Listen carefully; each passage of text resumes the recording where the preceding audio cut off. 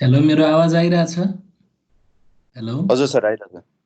ए ल, एकछिन कुराम के अरे 30 जना भन्दा बढी भएपछि क्लास सुरु गरौँला है त।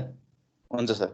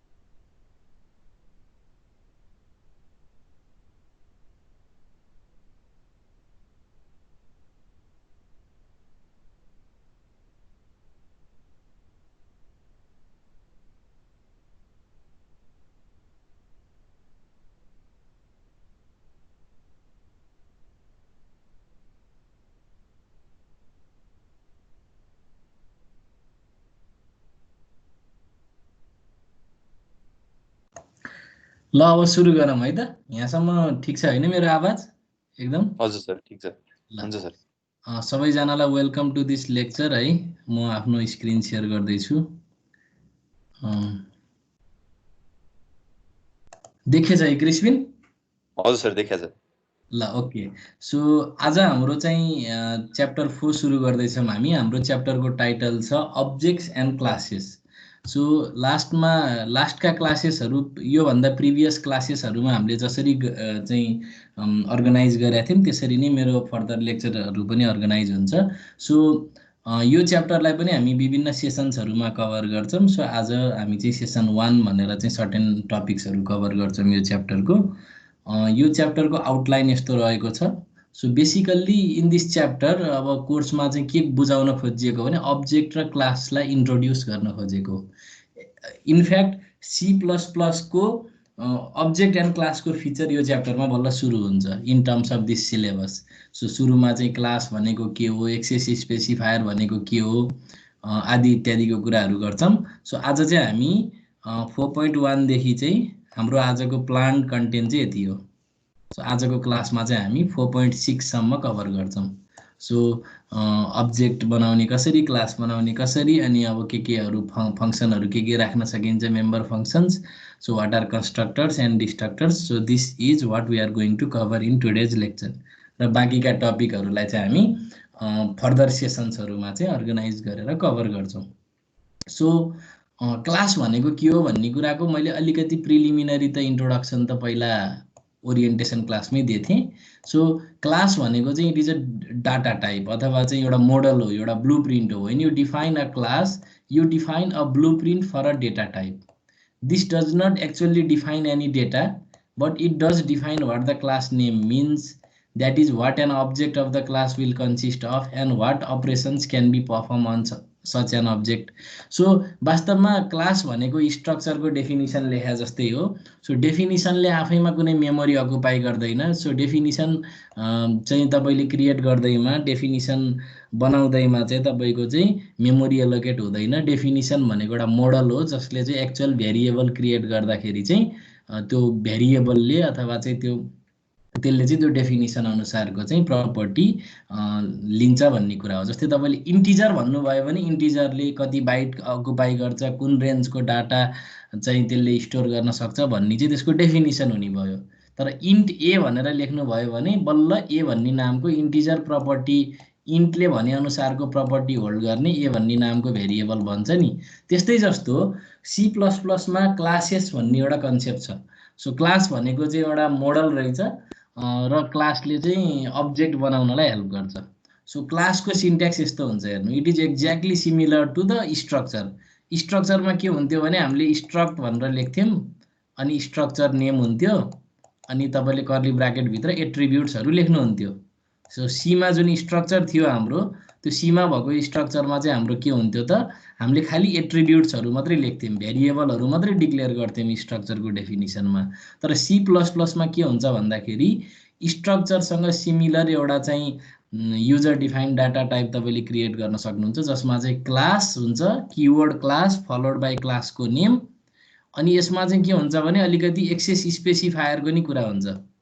यो पब्लिक, प्राइभेट, पब्लिक, प्रोटेक्टेडलाई हामी we call these all together access specifiers.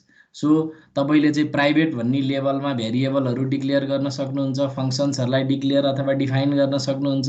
Likewise public लेभलमा राख्न सक्नुहुन्छ तिनै कुराहरूलाई, अनि त्यसपछि प्रोटेक्टेडमा पनि राख्न सक्नुहुन्छ। सो एउटै फङ्सन दुईटामा चाहिँ हुन पाएन, तर जस तपाईँले प्राइभेट लेभलभित्र भेरियस डिक्लेरेसन्स भेरिएबल्सहरूलाई डिक्लेयर गर्न सक्ने, फङ्सनहरूलाई डिक्लेयर गर्न सक्नुहुन्छ।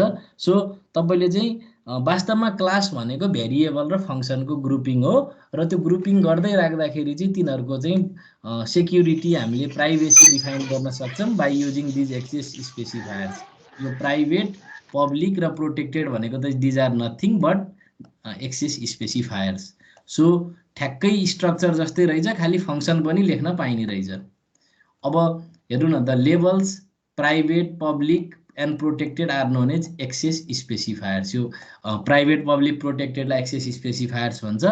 The access specifier controls the visibility of the member variable and functions within the class to the outside functions and classes. So त्यो क्लासका एक्सटर्नल मेम्बर, एक्सटर्नल फङ्सन र क्लासेसहरूमा त्यसको भिजिबिलिटी कस्तो राख्ने त, त्यो भिजिबिलिटी कन्ट्रोल गर्ने भयो। सो पब्लिक डिक्लेयर गरिएका भेरिएबल र फङ्सन्सहरू सबै चारैतिर भिजिबल हुन्छ, they are visible to every functions classes outside the class. Private भन्यो भने the members which are declared private are visible within the class only. अब यसको चाहिँ इफेक्ट के हुन्छ हामी अहिले इक्जाम्पलबाट डिस्कस गर्छौँ। Only member function can access the data in such case. Private मेम्बरलाई चाहिँ त्यो क्लासभित्रको फङ्सनले मात्रै एक्सेस गर्न सक्छ। अब प्रोटेक्टेडको चाहिँ इनहेरिटेन्समा स्पेसल युज हुन्छ, जुन हामी इनहेरिटेन्स भन्ने च्याप्टर पढ्दाखेरि नै हेरौँला। सो यो चाहिँ एक्सेस स्पेसिफायरको कुरा भयो। अब अब्जेक्ट भनेको के हो भने क्लास टाइपको भेरिएबललाई अब्जेक्ट भन्छौँ। जसरी हामीले चाहिँ स्ट्रक्चर डिफाइन गरिसकेपछि स्ट्रक्ट स्टुडेन्ट यास भनेर लेख्थ्यौँ नि, त्यस्तै जस्तो class name followed by object name लेख्नुभयो भने चाहिँ C++मा चाहिँ कुनै पनि अब्जेक्ट डिक्लेयर गर्न सक्नुहुन्छ। सो अब्जेक्टको ठाउँमा कुनै लिस्ट अफ अब्जेक्ट भेरिएबल्सहरू पनि हुन सक्ने भयो। सो अब यहाँ दिएको इक्जाम्पलहरूलाई चाहिँ म तपाईँलाई कोड ब्लक्समै अहिले रियल कोड गरेर देखाउँछु डाइरेक्ट लाइभ नै। सो त्योभन्दा अगाडि चाहिँ हजुरहरूलाई मैले के मात्रै यहाँ एकदम प्रिलिमिनरी रूपमा के भन्न चाहेँ भने यो स्टुडेन्ट भन्ने क्लास हो।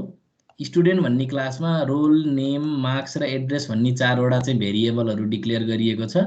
So these are call attributes, होइन, एट्रिब्युट्सहरू यिनीहरू। र यहाँ चाहिँ प्राइभेट लेखे छैन भने यो प्राइभेट हो भनेर बाई डिफल्ट कम्पाइलरले एज्युम गर्छ। सो प्राइभेट नलेख्यो भने त्यो लेभलभन्दा तलका सबै कुराहरू चाहिँ के हुने भयो त, प्राइभेट हुने भए। नलेख्दा नि लेख्यो भने त भइ नै हाल्यो। अब फेरि पब्लिक लेख्नु भएछ भने चाहिँ योभन्दा माथिको त प्राइभेटै हुने भयो, तर यसबाट पछाडि फलो गर्ने सबै कुराहरू चाहिँ फेरि के भयो त, पब्लिक भयो। सो गेट डाटा र सो डाटा भन्ने दुईटा चाहिँ फङ्सन्सहरू छन्, these are declared public. Public access specifier राखेको हुनाले यी फङ्सन्सहरूलाई चाहिँ बाहिरबाट पनि कल गर्न मिल्छ, यिनीहरूको भिजिबिलिटी चाहिँ पब्लिक छ भन्ने कुरा बुझियो। अब यसलाई एकदम सजिलो रूपमा के कुरा बुझ्नुहोस् भने भेरिएबल र फङ्सन्सको ग्रुपिङलाई नै हामी के भन्दा रहेछौँ त, क्लास भन्दा रहेछौँ। सो तपाईँले क्लास डिफाइन गरिसकेपछि तपाईँले अब्जेक्ट डिक्लेयर गर्न सक्नुहुन्छ। जसरी इन्टिजर टाइपको भेरिएबल डिक्लेयर गर्नको लागि इन्ट ए लेख्नुहुन्थ्यो, स्ट्रक्चर टाइपको भेरिएबल डिक्लेयर गर्नको लागि सीमा के गर्नुहुन्थ्यो, जस्तै स्ट्रक्ट स्टुडेन्ट यास भनेर लेख्नुहुन्थ्यो नि त। अहिले मैले सर्ट फर्ममा लेखेँ, स्ट्रक्ट स्टुडेन्ट यास भनेर लेख्नुहुन्थ्यो। त्यस्तै जस्तो C++ मा चाहिँ अब्जेक्ट डिक्लेयर गर्दाखेरि कसरी गर्ने रहेछ त, class name followed by object name अथवा list of object variables. So यस र पी नाम गरेका दुईटा स्टुडेन्ट टाइपका अब्जेक्टहरू डिक्लेयर हुने भए। जसरी स्ट्रक्चरमा चाहिँ तपाईँको मेम्बरलाई एक्सेस गर्नको लागि डट अपरेटर युज हुन्थ्यो नि, C++मा पनि कुनै पनि अब्जेक्टले आफ्नो मेम्बर एक्सेस गर्नको लागि यो डट अपरेटर युज गर्न सक्छ। सो यस भन्ने अब्जेक्ट छ भने यसको आफ्नै नाम हुने भयो, आफ्नै रोल हुने भयो, आफ्नै मार्क्स हुने भयो, आफ्नै एड्रेस हुने भयो। र पी भन्ने अब्जेक्टको पनि के हुने भयो त, आफ्नै नेम, आफ्नै रोल, आफ्नै मार्क्स, आफ्नै एड्रेस हुने भयो। यो कुरा त सीमा जस्तै भइ नै हाल्यो। नयाँ कुरा के भयो त, फङ्सन आफ्नो फङ्सन पनि हुने भयो के। जसरी नाम, रोल, मार्क्स र एड्रेस हुन्छ, यस र पी भन्ने अब्जेक्टको आफ्नै फङ्सन पनि हुने भयो के। सो फङ्सनलाई कल गर्नको लागि C++मा चाहिँ डट अपरेटर युज गरेर फङ्सनलाई कल गर्न सकिन्छ। सो यस भन्ने अब्जेक्टको आफ्नै गेट डाटा हुने भयो, यस भन्ने अब्जेक्टको आफ्नै सो डाटा हुने भयो। सो यो फङ्सनहरूलाई कल गर्नको लागि सिम्पल डट अपरेटर राखेर फङ्सन इन्भोक अथवा फङ्सनलाई कल गर्न सकिँदो रहेछ। लाइकवाइज पी भन्ने अब्जेक्टको पनि आफ्नै नेम, रोल, मार्क्स, एड्रेस त भइ नै हाल्यो, आफ्नै गेट डाटा र सो डाटा पीको लागि पनि हुने रहेछ। त्यही भएर अब्जेक्ट ओरिएन्टेड प्रोग्राम चाहिँ अलिकति धेरै साइज अकुपाई गर्छ भन्ने कारण त्यही भएर हो कि। त्यो हरेक अब्जेक्टको आफ्नै भेरिएबल हुने भयो र आफ्नै फङ्सन पनि हुने भयो। अनि त्यसलाई त मेमोरी बढी चाहियो नि त, कम्प्युटर मेमोरीमा सेभ गर्दाखेरि त। त्यही भएर अब्जेक्ट ओरिएन्टेड प्याराडाइममा लेखिएका प्रोग्रामहरू चाहिँ बढी मेमोरी अकुपाई गर्छ। त्यही भएर अब्जेक्ट ओरिएन्टेड प्रोग्रामिङ एप्रोच चाहिँ नर्मल्ली एप्लिकेसन डेभलपमेन्टमा बढी युज हुन्छ, सिस्टम सफ्टवेयरमा भन्दा पनि। अझ एकदम हार्डकोर सिस्टम चाहिँ सफ्टवेयरहरू लेख्नको लागि सी बढी युज हुने, अझ एसेम्ब्ली बढी युज हुने कारण त्यही भएर रहेछ है। सो एकदमै चाहिँ अब्जेक्ट ओरिएन्टेड प्याराडाइममा लेखेका कतिपय कोडहरूले चाहिँ धेरै मेमोरी अकुपाई गर्छ है, किनभने हरेक अब्जेक्टको आफ्नै कपी अफ भेरिएबल र फङ्सन हुने भयो। सो अगाडि बढ्नभन्दा अगाडि म हजुरहरूलाई एउटा इक्जाम्पल दिन्छु, अनि इक्जाम्पलबाट क्लियर हुन्छ। सो मैले चाहिँ कोड ब्लक्स खोल्छु। अब यहाँसम्म देखिएछ है हजुरहरूलाई? हजुर सर, देखिरहेछ। ल त्यसो भए त्यहाँ कोड ब्लक्स लोड गर्दैछु मैले। यहाँ चाहिँ एनोटेसन टुल पनि मैले अन गरेँ। ल अब के गरौँ भन्दाखेरि सुरुमा हेडर फाइल इन्क्लुड गरौँ।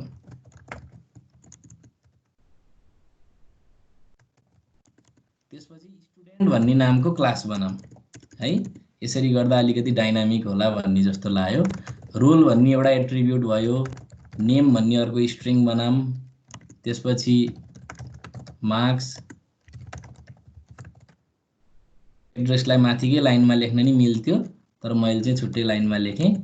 भोइड गेट डाटा भनेर एउटा फङ्सन बनाएँ। यो फङ्सनको भित्र चाहिँ मैले स्ट्रिङ डिस्प्ले गरेँ, इन्टर द डिटेल्स भनेर। लाइन चेन्ज गर्नलाई इन्डियल युज गरेँ।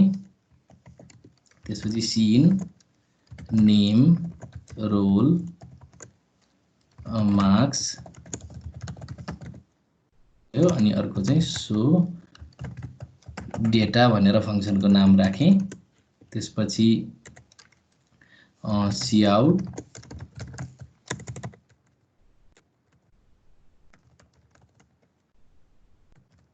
लाइन चेन्ज गरेँ, cout name, roll, marks, address. अब मैले मेन फङ्सन सुरु गरेँ, int main return 0 student S dot get data S dot data. अब हेर्नु हजुरहरूले यहाँसम्म हेर्न सक्नुहुन्छ, क्रिस्पिन देखिरहेछ, सबै क्लियर देखिरहेछ सर। ल ओके। सो अब मैले यसलाई सेभ गरेँ हैन, डेमो डट सिपिपी भनेर। सो हाइलाइट भयो। सो सुरुमा हेडर फाइल इन्क्लुड गरियो, नेम स्पेस एसटिडी भन्ने चाहिँ युज गरियो। त्यसपछि स्टुडेन्ट भन्ने नामको मैले क्लास डिफाइन गरेँ। सो अहिले मैले हाइलाइट गरेको कुराहरू के हो त, this is a class definition, जसमा चाहिँ अब तपाईको यो चाहिँ these are roll name marks र एड्रेस भनेको दिज आर एट्रिब्युट्स हैन। So these are attributes. अब मैले चाहिँ यहाँ प्राइभेट नलेखे भने नि बाई डिफल्ट यिनीहरू प्राइभेट मानिदो रहेछ। त्यसपछि मैले गेट डाटा र सो डाटालाई पब्लिक भनेर भने। सो यो पब्लिक भयो। सो पब्लिक भित्र भएका फंक्सन्सहरू भेरिएबलहरूलाई चाहिँ बाहिरी फंक्सनबाट पनि एक्सेस गर्न पाइन्छ भनेर भनिएको छ। अब यसका विभिन्न एस्पेक्टहरू हामी अहिले डिस्कस गर्छौं। सबभन्दा पहिला यो नर्मल प्रोग्रामको आउटपुट बुझौं, अनि त्यसपछि अनि बाँकी अरू विभिन्न केसेसहरू म यहाँ चेन्ज गर्दै जान्छु कोडमा, र त्यसबाट अझै धेरै कन्सेप्टहरू आउँदै जान्छ। जस्तै गेट डाटा भन्ने फंक्सन छ। गेट डाटा भन्ने फंक्सनले के गर्छ त, एउटा मेसेज प्रिन्ट गर्छ, इन्टर द डिटेल्स भन्ने लाइन चेन्ज गर्छ, अनि नेम रोल मार्क्स र एड्रेस भन्ने भेरिएबलहरूको भ्यालु इनपुट लिने काम गर्ने भयो by cascading these extraction operator. Simple कुरा हो। त्यसपछि सो डाटा भन्ने फंक्सन, नामै सो डाटा भनेपछि डाटा सो गर्ने डिस्प्ले गर्ने फंक्सन भयो।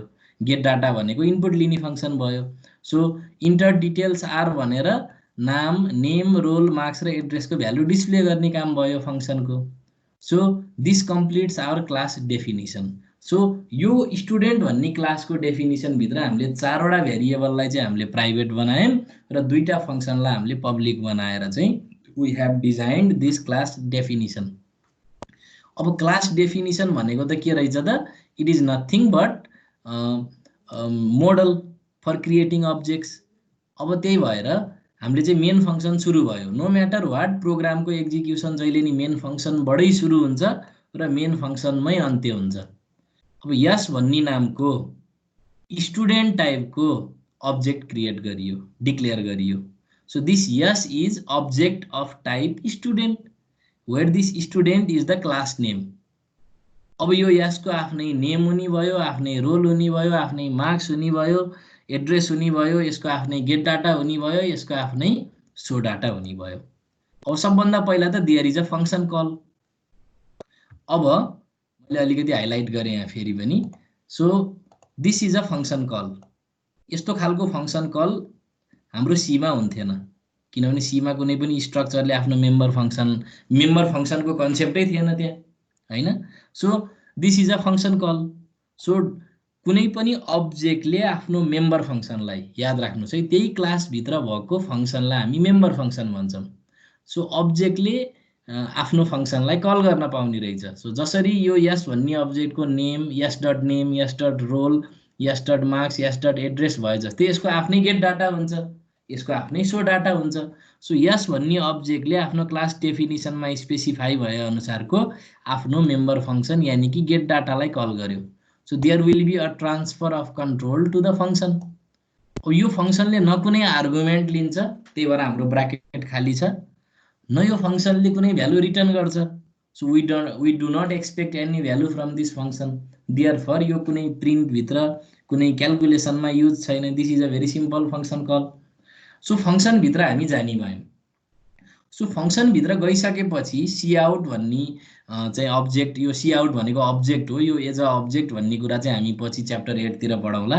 सो इन्टर द डिटेल्स भनेर मेसेज दियो। So this is a string constant, यसलाई हामीले जस्ताको जस्तै डिस्प्ले गर्यौं। त्यसपछि इन्डियल गरेर लाइन चेन्ज गर्यौं। त्यसपछि अब युजर इन्टरेक्टिभ बनाउन खोजेको हो, खास आफ्नो डिटेल इनपुट गर्नुस् भन्न खोजेको। अझै enter the name roll marks and address पनि भन्न सकिन्थ्यो। सी इन लगाएर नेम भन्ने भेरिएबल, रोल भन्ने भेरिएबल र मार्क्स अनि एड्रेस भन्ने भेरिएबल चाहिँ हामीले चाहिँ भित्र इनपुट लियौं। अब यहाँ यसरी इनपुट लिइराख्दाखेरि चाहिँ हामीले यस डट नेम भनिराख्न जरुरी छैन, किनभने यस भन्ने अब्जेक्टले चाहिँ आफ्नो चाहिँ मेम्बर फंक्सनलाई कल गरिरहेछ। आफ्नो मेम्बर फंक्सनलाई कल गरिसकेपछि यो भित्र भएका स्पेसिफाइड भएका मेम्बर भनेका चाहिँ यसको लागि हो भन्ने बुझिन्छ। किन हो भन्ने कुरा चाहिँ हामी दिस पोइन्टर भन्ने पढ्दाखेरि नेक्स्ट पछिको क्लासमा क्लियर हुन्छौं। अहिलेलाई के कुरा बुझ्नुस् भने यस भन्ने अब्जेक्टले गेट डाटालाई कल गर्यो भने गेट डाटा त यसको नै मेम्बर फंक्सन हो के रे, त्यही क्लासको मेम्बर फंक्सन हो। त्यही भएर यसले गेट डाटालाई कल गर्दाखेरि हामीले नेम भन्ने भेरिएबल भित्र इनपुट लियौं भने त्यो यस डट नेम भित्र इनपुट लिएको भन्ने बुझिन्छ। तर हामीले त्यो लेखिराख्न पर्दैन, लेख्न नि मिल्दैन फेरि यहाँ, यसको छुट्टै रिजन छ, म भन्छु पछि नेक्स्ट क्लासमा दिस पोइन्टर पढाउँदाखेरि। त्यसपछि रोलभित्र इनपुट लियौँ, त्यो यसको लागि रोल भन्ने बुझियो। मार्क्स इनपुट लिन्छौँ, त्यो यसको लागि मार्क्स भन्ने बुझियो। लाइकवाइज एड्रेसभित्र इनपुट लिन्छौँ, त्यो चाहिँ यस भन्ने अब्जेक्टको लागि यस भन्ने अब्जेक्टको एड्रेस भन्ने मेम्बरको भ्यालु इनपुट लिएको रहेछ भन्ने बुझ्नु पर्यो। सो यो फङ्सन कलले के गर्यो त, पहिला कन्ट्रोल ट्रान्सफर गर्यो to the get data function, अनि गेट डाटा फङ्सनभित्र यो दुईटा कोडहरू एक्जिक्युट हुने भयो। त्यसपछि there will be a transfer back of control. अब नेक्स्ट लाइनमा फेरि के छ, यस डट सो डाटा छ।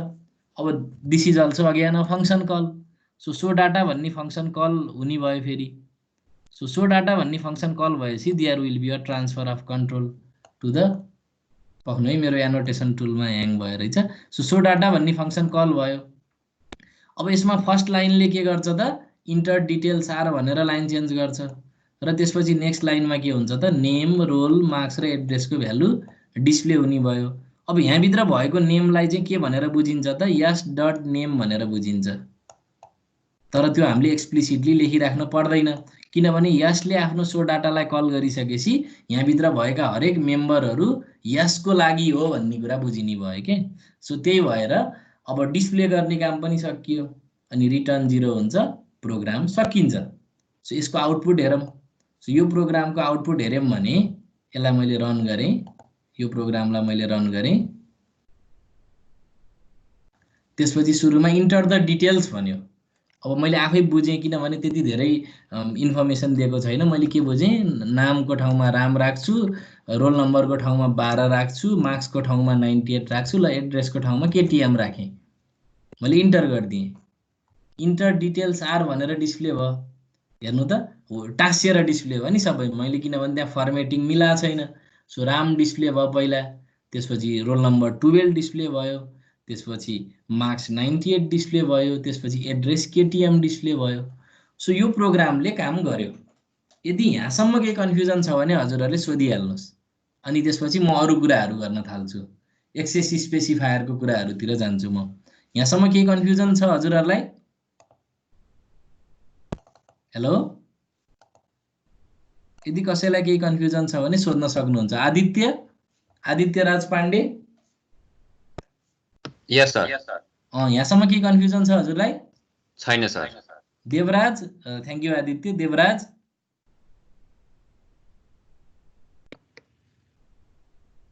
यहाँसम्म केही कन्फ्युजन छ देवराजजीलाई? छैन सर। ल त्यसो भए अरू एक दुईजना साथीलाई सोधौँ। विवेक परियार, विवेक हजुरलाई के कन्फ्युजन छ यहाँसम्म? ल त्यसो भए अर्को साथीलाई लास्ट सोध्छु। क्षितिज पाण्डे, हजुरलाई के कन्फ्युजन छ यहाँसम्म? छैन सर। ल त्यसो भए अगाडि बढेँ म। Let's move forward. हजुर सर, त्यहाँ हामीहरूले पब्लिकली डिक्लेयर नगरेको भए के हुन्थ्यो? त्यो कुरा अब म एक्सप्लेन गर्छु है त। त्यो कुरा बल्ल अब एक्सेस स्पेसिफायरको कुरा चाहिँ बल्ल म गर्न थाल्छु है त।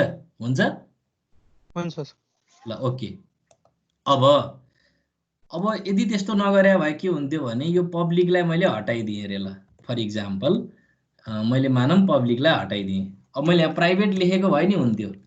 मैले प्राइभेट भनेर लेखेँ भने के हुने भयो त, अब यहाँ भएका सबै भेरिएबलहरू, सबै फङ्सन्सहरू, they will be private variable and private functions of this class called student. अब यिनीहरू त प्राइभेट हुने भयो। हेर्नुहोस्, प्राइभेट भइसकेपछि अब यो मेन फङ्सनबाट त्यो फङ्सन कल गर्न पाएन क्या। अब मैले यो रन गर्न थालेँ भने there will be an error. अब हामी लग हेरौँ। सो यो लग हेर्नुभयो भने यहाँ चाहिँ के छ त, ल हेर्नुहोस् त, तपाईँहरूले यो स्क्रिन कतिको क्लियरली देख्न सक्नुहुन्छ। तर यो प्राइभेट फङ्सन हो भनेर भनिरहेछ। Get data is private, so data is private. So private मेम्बरहरूलाई चाहिँ मैले के गर्न खोजिरहेको छु त, एक्सटर्नल फङ्सनबाट एक्सेस गर्न खोजिरहेको छु। त्यही भएर इरर आयो। बुझ्नुभयो नि? भनेपछि C++मा यो एकदम बडो राम्रो कन्सेप्ट रहेछ यो एक्सेस स्पेसिफायर भनेको। किनभने it helps to maintain the data hiding अथवा डाटा सेक्युरिटी मेन्टेन गर्ने रहेछ। It supports the concept of data hiding. त्यही भएर इन्क्याप्सुलेसन भन्छ नि, यो भेरिएबल र फङ्सनलाई ग्रुपिङ गर्ने, बन्डलिङ गर्ने जुन फिचर छ ओओपीमा, त्यसलाई चाहिँ हामी इन्क्याप्सुलेसन भन्छौँ र इन्क्याप्सुलेसन गर्दै राख्दाखेरि त्यहाँ चाहिँ डाटा हाइडिङको कन्सेप्ट पनि आउने रहेछ due to these access specifiers हैन। सो पब्लिक प्राइभेट प्रोटेक्टेड हामी राख्न सक्छौँ। अहिले हामीले चाहिँ फोकस केमा गरिरहेछौँ त पब्लिक र प्राइभेटमा मात्रै गरिरहेछौँ। सो प्रोटेक्टेडको चाहिँ हामी इनहेरिटेन्सको कन्टेक्स्टमा पढ्दाखेरि अझ डिटेलमा पढाउँला। सो अब यहाँ के भइरहेको रहेछ त these two functions are these are the private functions. So private फङ्सनलाई एक्सटर्नल फङ्सनबाट चाहिँ हामीले के गर्न सक्दैनौँ त एक्सेस गर्न सक्दैनौँ। यहाँसम्म ठिक छ? अघि शिवले सोध्नु भएको थियो हैन? शिवले हजुरको एन्सर आयो? बुझेछ। ल अब यसलाई अझै फर्दर हामी एक्सप्लोर गरौँ है त। मानौँ मैले यसलाई चाहिँ सी एक्ज्याक्टली सीको जस्तै तरिकाले गर्न खोजेँ है त। अब मैले यो दुईटा फङ्सनलाई उडाइदिन्छु हैन। So let me remove these two functions. त्यसपछि म ठ्याक्कै सी प्रोग्रामिङमा स्ट्रक्चरमा इनपुट लिए जस्तै गर्छु है त ल। So this is a very simple class without any function. All of this variables are by default private. अब मैले यस भन्ने नामको स्टुडेन्ट टाइपको अब्जेक्ट डिक्लेयर गरेँ। अब मेसेज दिन्छु इन्टर द डिटेल्स भनेर। त्यसपछि सिन यस dot name S dot role. यो झुक्किनुहुन्छ भनेर यो कुरा पहिल्यै क्लियर गराउन खोजेको के। नेम रोल मार्क्स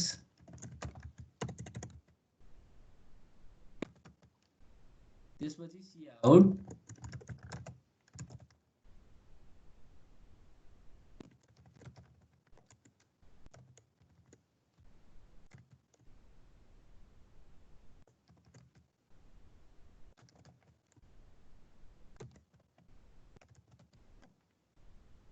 ल। अब हेर्नुहोस् अब यहाँ सबभन्दा पहिला त प्राइभेट गर्यो भने त एक्सेस गर्नै पाउन्न। पहिला पब्लिक राखेर हेरौँ।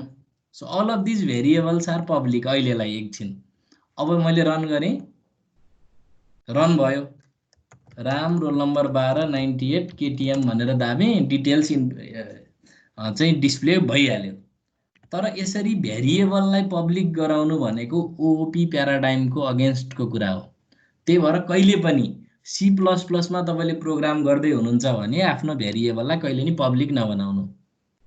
पब्लिक बनाउनु भयो भने त्यो अब्जेक्ट ओरिएन्टेड प्रोग्रामिङको फिलोसफीको अगेन्स्ट हो। किनभने यदि त्यस्तो गराउन थियो भने त हामीलाई यो we don't need this class in the first place के। सो यदि यो पब्लिक नै गराउनु थियो भने त क्लासको कन्सेप्ट ल्याउन जरुरी नै थिएन हैन। सो त्यही भएर पनि सो यो पब्लिक चाहिँ भेरिएबलहरूलाई चाहिँ पब्लिक नबनाउनु। फङ्सनलाई पब्लिक बनाउँदा इट्स ओके, तर भेरिएबललाई पब्लिक नबनाउनु। अब मैले यसलाई प्राइभेट बनाइदिएँ, केही नलेख्यो भने पनि बाई डिफल्ट कम्पाइलरले प्राइभेटै मान्छ। अथवा मैले चाहिँ यहाँ प्राइभेटै भनेर लेखेँ भने पनि यो प्राइभेट लेभलभन्दा तल भएका सबै भेरिएबलहरू दिज आर प्राइभेट। अब मैले रन गरेँ भने there will be error. So let's see the logs. Error के आइरहेछ? यो सबै मेम्बरहरू जुन S dot name S dot roll S dot marks S dot address के छन् त दिज आर प्राइभेट। र प्राइभेट भएको हुनाले हामीले चाहिँ एक्सेस गर्न पाएनौँ। बुझ्नुभयो नि? प्राइभेट भएको हुनाले चाहिँ हामीले एक्सेस गर्न पाएनौँ भनेपछि यो पब्लिक र प्राइभेटले चाहिँ कुनै पनि मेम्बरको चाहिँ भिजिबिलिटीलाई कन्ट्रोल गर्ने रहेछ र which in turn helps to maintain the security. अब त्यसपछि अब हामीले चाहिँ के गर्न सक्छौँ भन्दाखेरि चाहिँ कुनै पनि फङ्सनलाई चाहिँ हामी फ्रेन्ड फङ्सन बनाउन सक्छौँ। जस्तै अब ल हेर्नु फ्रेन्ड इन्ट मेन। अब यसको पछि हामी छुट्टै पढ्छौँ क्लास हैन। अब चाहिँ रन भयो फेरि हेर्नु न। जस्तै राम रोल नम्बर 12 98 पाल्पा भने मैले डिटेल डिस्प्ले भयो। मैले यो भेरिएबलहरूलाई प्राइभेट बनाएँ बट स्टिल मेन फङ्सनभित्र एक्सेस गर्न पायो। अब यो फ्रेन्ड फङ्सन र फ्रेन्ड क्लास भन्ने हामी पछिको क्लासहरूमा पढ्छौँ। Maybe I think within session 3 मा हामी कभर गर्छौँ यो फ्रेन्ड फङ्सन।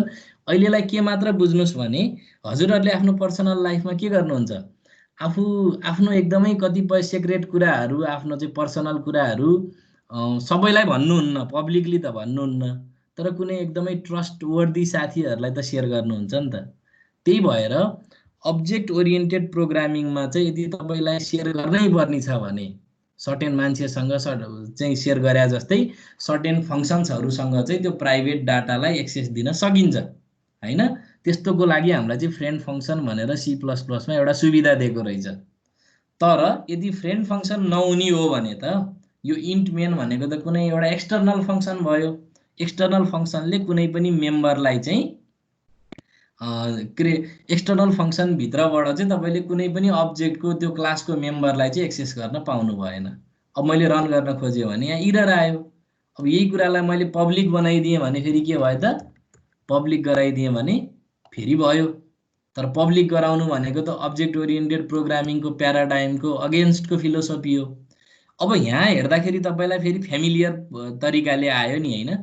जस्तै यस भन्ने अब्जेक्टको नेम, रोल, मार्क्स, एड्रेस यो ठ्याक्कै स्ट्रक्चरमा सीमा गरे जस्तो कामहरू भयो है।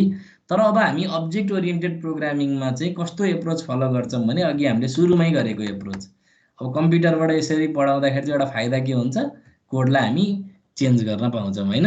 Ctrl+Z Ctrl+V को कमाल गर्न पाइन्छ नि हैन। सो मैले यत्रो सबै इक्जाम्पल देखाइसकेपछि म फेरि ब्याक टु त्यही पुरानो इक्जाम्पल आएँ। सो जसमा चाहिँ हामीले त्यही अघिकै कन्सेप्ट थियो। सो यति भनेको अहिले मैले हाइलाइटेड गरेको भनेको क्लास डेफिनिसन हो। अब it is a usual practice to declare variable as private. So क्लासभित्र हुने भेरिएबलहरूलाई चाहिँ it is a usual practice to declare those variables private. सो भेरिएबलहरूलाई, डाटालाई, एट्रिब्युट्सलाई बढी महत्त्व दिन पर्ने रहेछ क्या अब्जेक्ट ओरिएन्टेड प्रोग्रामिङमा। So they are made private. र फङ्सन्स, मेथड्सहरूलाई चाहिँ हामी पब्लिक बनाउने चलन छ। किनभने अब्जेक्ट ओरिएन्टेड प्रोग्रामिङमा प्रोसिजरलाई, फङ्सनलाई, मेथडलाई भन्दा बढी एट्रिब्युट्सलाई, डाटालाई, भेरिएबललाई बढी प्रायोरिटी दिइन्छ। किनभने data should not flow freely within the system भन्ने कन्सेप्ट रहेछ। अब के हुने भयो भन्दाखेरि मेन फङ्सन सुरु भयो। अब त्यही पुरानो कुरालाई मैले नयाँ पर्सपेक्टिभबाट भनिरहेको छु।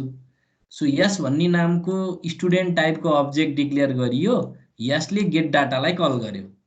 अब मेन फङ्सन भित्रबाट कल भइरहेछ नि त, त्यही भएर गेट डाटालाई कल गर्न अब पायो। किनभने this get data is a public function. Public function भन्ने बित्तिकै the visibility of this function is there हैन। एक्सटर्नल फङ्सनबाट यसलाई एक्सेस गर्न पाइन्छ भनेर यहाँ एक्सेस दिएको छ। सो गेट डाटा भन्ने फङ्सन कल हुने भयो। र गेट डाटाको माध्यमबाट इन्डाइरेक्टली भनौँ न, तपाईँले सोर्स फोर्स लाए जस्तो कि कुनै एउटा व्यक्तिको सोर्स लाए जस्तै गेट डाटा भन्ने फङ्सन युज गरेर तपाईँले चाहिँ अल्टिमेटली यस भन्ने अब्जेक्टको प्राइभेट मेम्बरहरूको भ्यालु पनि इनपुट लिन सक्नुहुँदो रहेछ। तर तपाईँले यही क्लासभित्रको कुनै पब्लिक मेथडको हेल्प लिन पर्ने रहेछ हैन। Without that it is not possible. त्यसपछि यसले सो डाटालाई कल गर्छ अनि यो पुरै इनपुट र डिस्प्ले गर्ने काम चाहिँ हामीले गेट डाटा र सो डाटाको माध्यमबाट गर्ने रहेछौँ। सो यो हामीले गेट डाटा र सो डाटालाई कल किन गर्न सकेका रहेछौँ भन्दाखेरि चाहिँ किनभने दे आर पब्लिक हैन। अब before we move back to the slide म तपाईँलाई अझै अर्को एउटा कुरा भन्न चाहन्छु। अब यही प्रोग्राममा चाहिँ मैले अर्को अब्जेक्ट पनि बनाएँ ल, मानौँ पी भनेर। मानौँ पी भनेर अब्जेक्ट डिक्लेयर गरेँ भने अब यो स्टुडेन्ट यस कमा पी भन्ने स्टेटमेन्टले के गर्ने भयो त, this statement will declare two objects with name S and P respectively.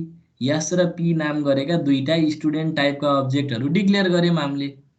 अब मैले यसले गेट डाटालाई कल गर्यो, सो डाटालाई कल गर्यो, त्यसरी नै हामीले चाहिँ पी र पीले पनि गेट डाटा र सो डाटालाई कल गर्न सक्छ। हेर्नु, अब मैले हजुरहरूलाई भनेको कुरा हजुरहरूले याद राख्न पर्यो।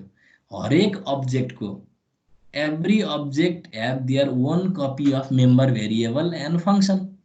हरेक अब्जेक्टको आफ्नै भेरिएबल हुन्छ, आफ्नै मेम्बर हुन्छ, आफ्नै मेम्बर भेरिएबल हुन्छ, आफ्नै मेम्बर फङ्सन हुन्छ। सो यस भन्नेले सो डाटालाई गेट डाटालाई कल गर्दा यस भन्ने भेरिएबलको अब्जेक्टको लागि इनपुट हुने भयो। किनभने यसको पनि आफ्नै गेट डाटा छ, यसको आफ्नै नेम छ, रोल छ, मार्क्स छ, एड्रेस छ। सो यसले गेट डाटालाई कल गर्दाखेरि यस भन्ने अब्जेक्टको लागि इनपुट हुने भयो। यसले सो डाटालाई कल गर्दाखेरि चाहिँ यस भन्ने अब्जेक्टको लागि सो डाटाले डिस्प्ले गरिदिने भयो। लाइकवाइज पी भन्ने छुट्टै अब्जेक्ट हो। So it has its own copy of member variable. त्यही भएर पीले गेट डाटालाई कल गर्दाखेरि पी आफ्नो गेट डाटालाई कल गरिरहेछ, त्यही भएर पीको लागि इनपुट लिइदिने भयो पीले इन्भोक गर्दाखेरि, कल गर्दाखेरि। र लाइकवाइज पीले सो डाटालाई कल गर्दाखेरि यो बेलामा चाहिँ यो पीको सो डाटा हो, त्यही भएर पीको लागि डिस्प्ले गरिदिने भयो। सो इनफ्याक्ट यसरी दुईटा अब्जेक्ट बनायौँ भने हामीले दुईटा रेकर्ड, दुईटा चाहिँ कुराहरूलाई, दुईटा सेपरेट रेकर्डलाई चाहिँ हामी स्टोर गर्न सक्ने रहेछौँ र हामीले चाहिँ दुईटा अब्जेक्टले दुईटा रेकर्ड रिप्रेजेन्ट गर्न सक्छ र त्यसलाई चाहिँ हामी प्रोसेसिङ गर्न सक्छौँ। सो अब्जेक्टको एउटा युनिक फिचर के रहेछ भने यसको आफ्नै फङ्सन हुँदो रहेछ र यसले आफ्नो फङ्सनलाई कल गर्दाखेरि यो अब्जेक्टमा अब्जेक्टको एट्रिब्युट्सहरूमा के चेन्ज ल्याउने भन्ने कुराहरूमा बढी फोकस हुँदो रहेछ। यसले गेट डाटालाई कल गर्दा यसको लागि इनपुट लिने भयो, यसले सो डाटालाई कल गर्दा यसको लागि डिस्प्ले हुने भयो। लाइकवाइज पीकोमा नि सेम केस हुने भयो। सो दुईटा चाहिँ स्टुडेन्टको डाटा इनपुट लिएर डिस्प्ले गर्न सक्ने भयो। सो यो कोडलाई मैले रन गरेँ। सो इन्टर द डिटेल्स भन्यो, सुरुमा राम, रोल नम्बर 12, 98 पाल्पा गरेँ। अब अर्कोमा फेरि इन्टर द डिटेल्स भयो, हेर्नु पहिला त्यो डिस्प्ले भइहाल्यो।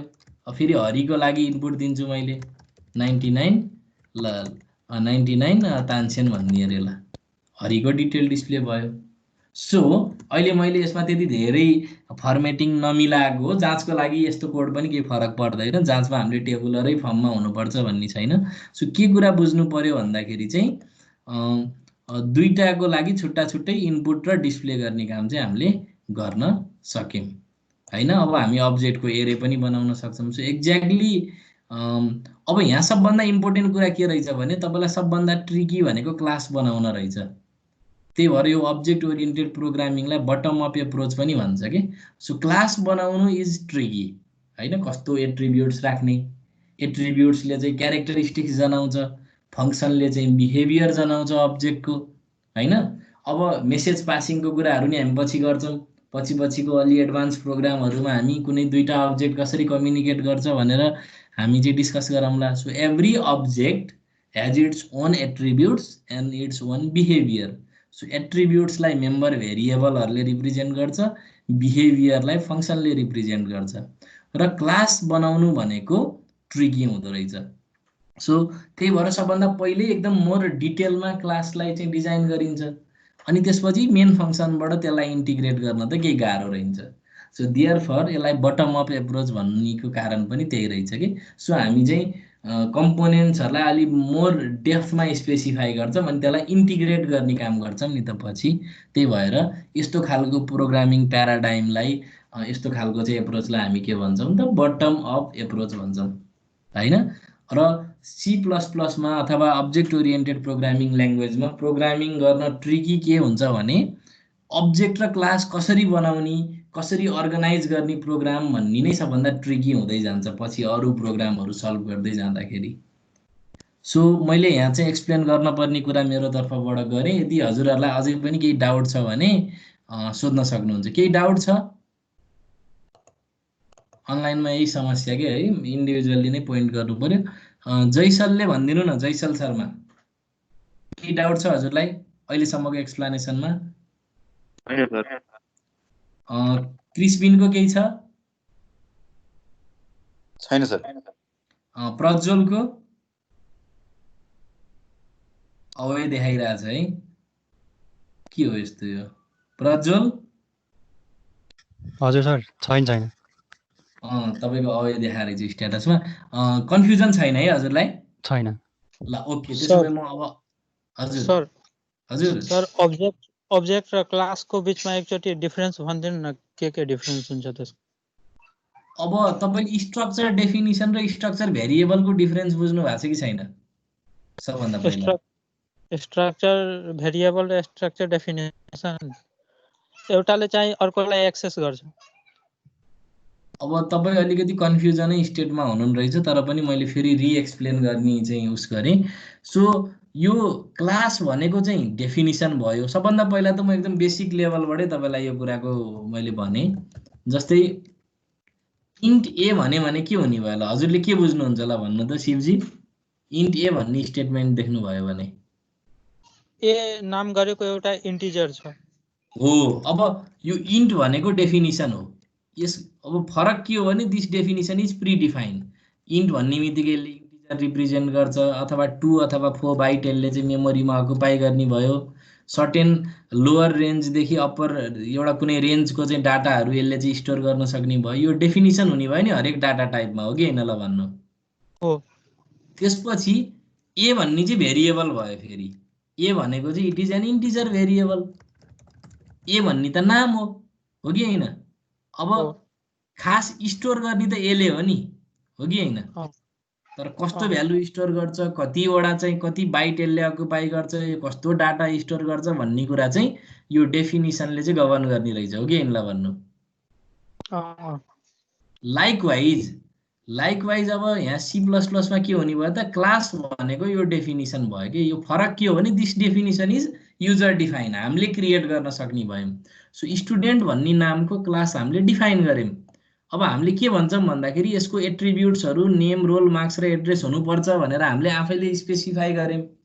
अनि हामीले चाहिँ यसको फङ्सनहरू पनि स्पेसिफाई गऱ्यौँ। सो स्टुडेन्ट भन्ने टाइपको मैले कुनै अब्जेक्ट बनाएँ भने त्यसको चाहिँ यो एट्रिब्युट्स हुनपर्छ र त्यो भित्र यो फङ्सन्स हुनपर्छ भनेर मैले स्पेसिफाई गरेँ कि। अब मैले यस र पी भनेका त दिज आर भेरिएबल, क्लास टाइपको भेरिएबल त रहेछ नि वास्तवमा अब्जेक्ट भनेको, होइन। सो यो यस पी भनेको चाहिँ आर स्टुडेन्ट टाइप भेरिएबल हो। एकदम सिम्पल तरिकाले लेमन टर्ममा भन्नुपर्दा यस र पी भनेको चाहिँ स्टुडेन्ट टाइपका भेरिएबल हुन्। जसरी मैले इन्ट ए लेखेँ भने इन्टिजर टाइपको भेरिएबल हो ए भने जस्तै यस र पी भनेको चाहिँ के हुने भयो त, स्टुडेन्ट टाइपको भेरिएबल हुने भए। त्यही भएर यो क्लास डेफिनिसनले के भन्छ त, अब खास क्लासले अब्जेक्ट कस्तो हुनुपर्छ भनेर डिस्क्राइब गरेर रहेछ क्या वास्तवमा। ब्लु प्रिन्ट रहेछ, एउटा मोडल रहेछ। जसरी तपाईँले स्ट्रक्चरमा चाहिँ स्ट्रक्चर भेरिएबलको एट्रिब्युट जनाउनु भए जस्तै सी प्लस प्लसमा चाहिँ अब्जेक्टको एट्रिब्युट र अनि अब्जेक्टको बिहेभियरलाई चाहिँ यो फङ्सन भन्ने कुरा चाहिँ नयाँ कुरा भयो नि त सी प्लस प्लसमा। त्यही भएर अब यो यस र पी भन्ने अब्जेक्ट भए, यिनीहरूका आफ्नै name roll marks address get data show data हुने भए।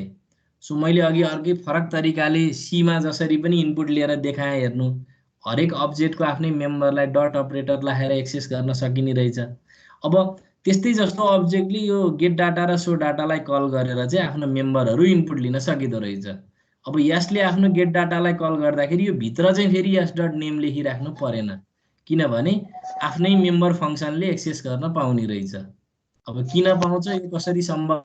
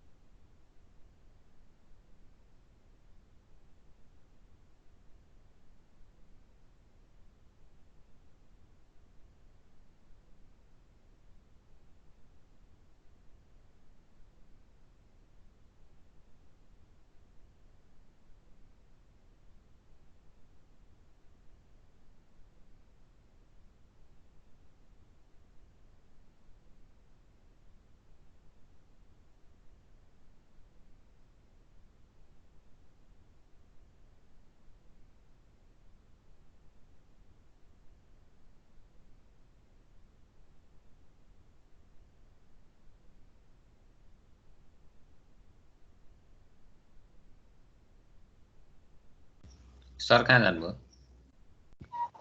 देवराजले के कान्दैछ? सरको नेट गयो जस्तो छ केटा हो। सक्यो क्लासेस भयो? सक्यो होइन, सर आउनु होला नि, नत्र सक्यो आजको लागि। सर 5 मिनट कुरौँ भने।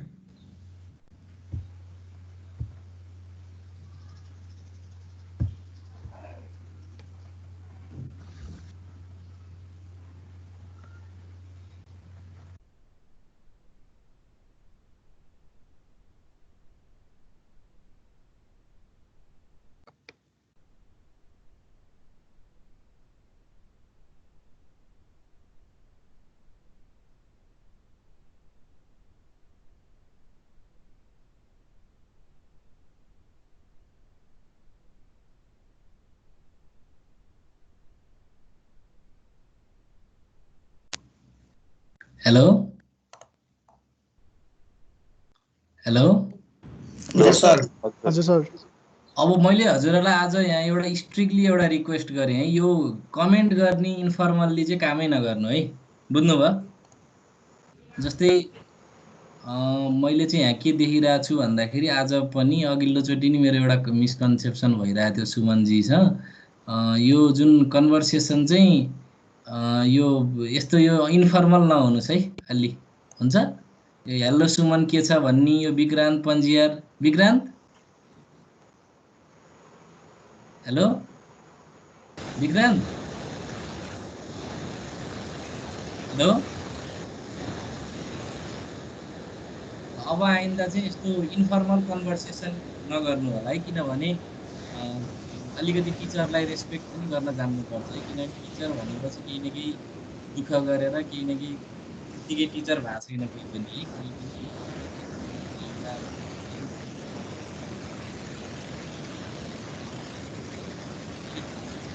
कस्तो नोइज आइरहेको छ है, यो म्युट गर्नु होला। मलाई शिवले क्वेसन सोधिराख्नु भएको थियो, मैले उहाँको क्वेसन एड्रेस गरेँ कि गरेको छैन?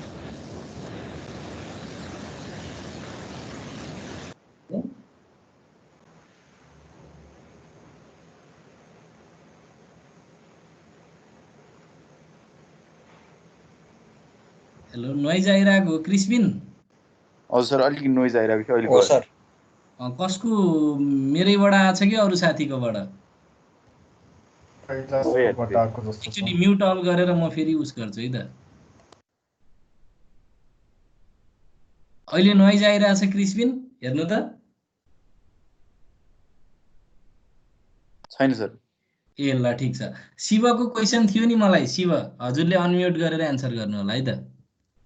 हजुरले Yes. क्वेसन सोध्नु भएको थियो, त्यसको एन्सर पाउनु भयो? सर बीचमा मेरो पनि नेट कटिसकेको थियो। ए अब त्यस्तो भएपछि त अलिकति एउटै कुरा 10 चोटि भन्न अलि मजा चाहिँ आउन्न। यस्तो सर- गर्नु नि त, त्यसो भए त्यो कुरा एकचोटि साथीहरूसँग तपाईँले डिस्कसन गर्नुहोस्, अनि त्यसपछि क्लियर भएन भने फेरि सोध्नु होला नि त है। हुन्छ सर। नत्र मलाई छुट्टै इमेलबाट अथवा भाइबरमै कल गरे पनि हुन्छ, यदि तपाईँलाई एकदमै यो क्लास एन्ड अब्जेक्ट भनेको एकदमै इम्पोर्टेन्ट कन्सेप्ट हो। हेर्नु, यो नबुझिकन यो कोर्समा अब अगाडि बढ्नै सकिन्न, त्यही भएर यो त बुझ्नै पर्छ, इट्स म्यान्डेटोरी है। त्यही भएर अलिकति क्ल्यारिटी चाहिँ पाउनै पर्छ, नभए त्यो पहिलाको रेकर्डेड भिडियोहरू पनि हेर्नु होला होइन। सो म त्यसो भए स्लाइडमा ब्याक आएँ। अरू कोही साथीहरूको कन्फ्युजन छ भने राख्न सक्नुहुन्छ, नत्र म स्लाइडलाई कन्टिन्यू गर्छु। Is there any confusion? केही छ? सो कोही सर साथी, हामीले हजुर सर हामीले इन्डिभिजुअल भेरिएबल प्रिन्ट गर्नु पर्यो भने चाहिँ के गर्नु पर्यो अब? इन्डिभिजुअल प्रिन्ट भन्नाले कस्तो हो, एउटा लाइनमा? सपोज इन्डिभिजुअल एउटा भेरिएबल मात्र प्रिन्ट गर्नु पर्यो भने, सपोज हामीले त फङ्सनमा त सबै एकैचोटि प्रिन्ट गरेका छौँ नि। एउटा प्रिन्ट गर्नु पर्यो भने तपाईँले एउटा मात्रै लेख्ने। जस्तै अब मेरो स्क्रिन अहिले देखिराख्नु भएको छ, हजुर यसरी गर्ने। मतलब हरेक भेरिएबलको लागि एउटा फङ्सन बनाउनु पर्यो। हजुर हजुर, मतलब हरेक भेरिएबलको लागि एउटा फङ्सन बनाउनु पर्यो। एउटा स्टेटमेन्ट भनौँ न, हरेक हजुर। हरेक भेरिएबललाई सेपरेट स्टेटमेन्टमा यसरी गर्न भन्दा त क्यास्केडिङ गर्न सजिलो भयो नि त होइन। इन्डियाल राखिन भने ल हेर्नु है त, जस्तै यही सर मैले भनेको चाहिँ एउटा मात्र प्रिन्ट गर्नु, सपोज हामीले नेम मात्र प्रिन्ट गर्नु पर्यो भने क्या पनि पाइयो। त्यो त्यसो भए सो नेम भनेर नाम राख्न पर्यो नि त फङ्सनको, फेरि मतलब हरेक भेरिएबल एउटा छुट्टै फङ्सन बनाउनु पर्यो। बनाउनु पर्यो, एक्ज्याक्टली हजुर। त्यो फङ्सनले चाहिँ त्यो फङ्सनको बिहेभियर के भयो त, त्यो पर्टिकुलर भेरिएबल प्रिन्ट गर्ने चाहिँ त्यो फङ्सनको नेम हुने भयो, के अरे बिहेभियर हुने भयो, बुझ्नुभयो? हजुर सर। हरेक फङ्सनले एउटा बिहेभियर देखाउँछ, त्यो इनपुट लिने हुनसक्छ, क्यालकुलेसन गर्ने हुनसक्छ, डिस्प्ले गर्ने हुनसक्छ, अथवा यसको अरू डाइनामिक्सहरू हामी अगाडि पढ्दै जाँदा हामी बुझ्दै जान्छौँ। ठिक छ, हजुरको क्वेसन एड्रेस भयो? हजुर सर भयो। ल त्यसो भए म चाहिँ आफ्नो प्रेजेन्टेसनलाई कन्टिन्यू गर्छु। सर हजुर, त्यो यस डट गेट डाटा गर्दा मेमोरी एलोकेट हुन्छ कि नै? यस डट गेट डाटा गर्दा हजुर। त्यो मेमोरी एलोकेसन त तपाईँको यो डिक्लेयर गर्दाखेरि हुने हो के। जस्तै अब यस र पी भन्ने जुन भेरिएबल छ नि, हजुर, तपाईले पहिलाको याद गर्नु भएको छ भने जस्तै मैले पहिलाको इक्जाम्पल दिएँ जस्तै स्ट्रक्ट स्टुडेन्ट हैन यो पहिलाको सी को एकचोटी याद राख्नुस् जस्तै इन्ट रोल क्यार नेम त्यसपछि फ्लोट मार्क्स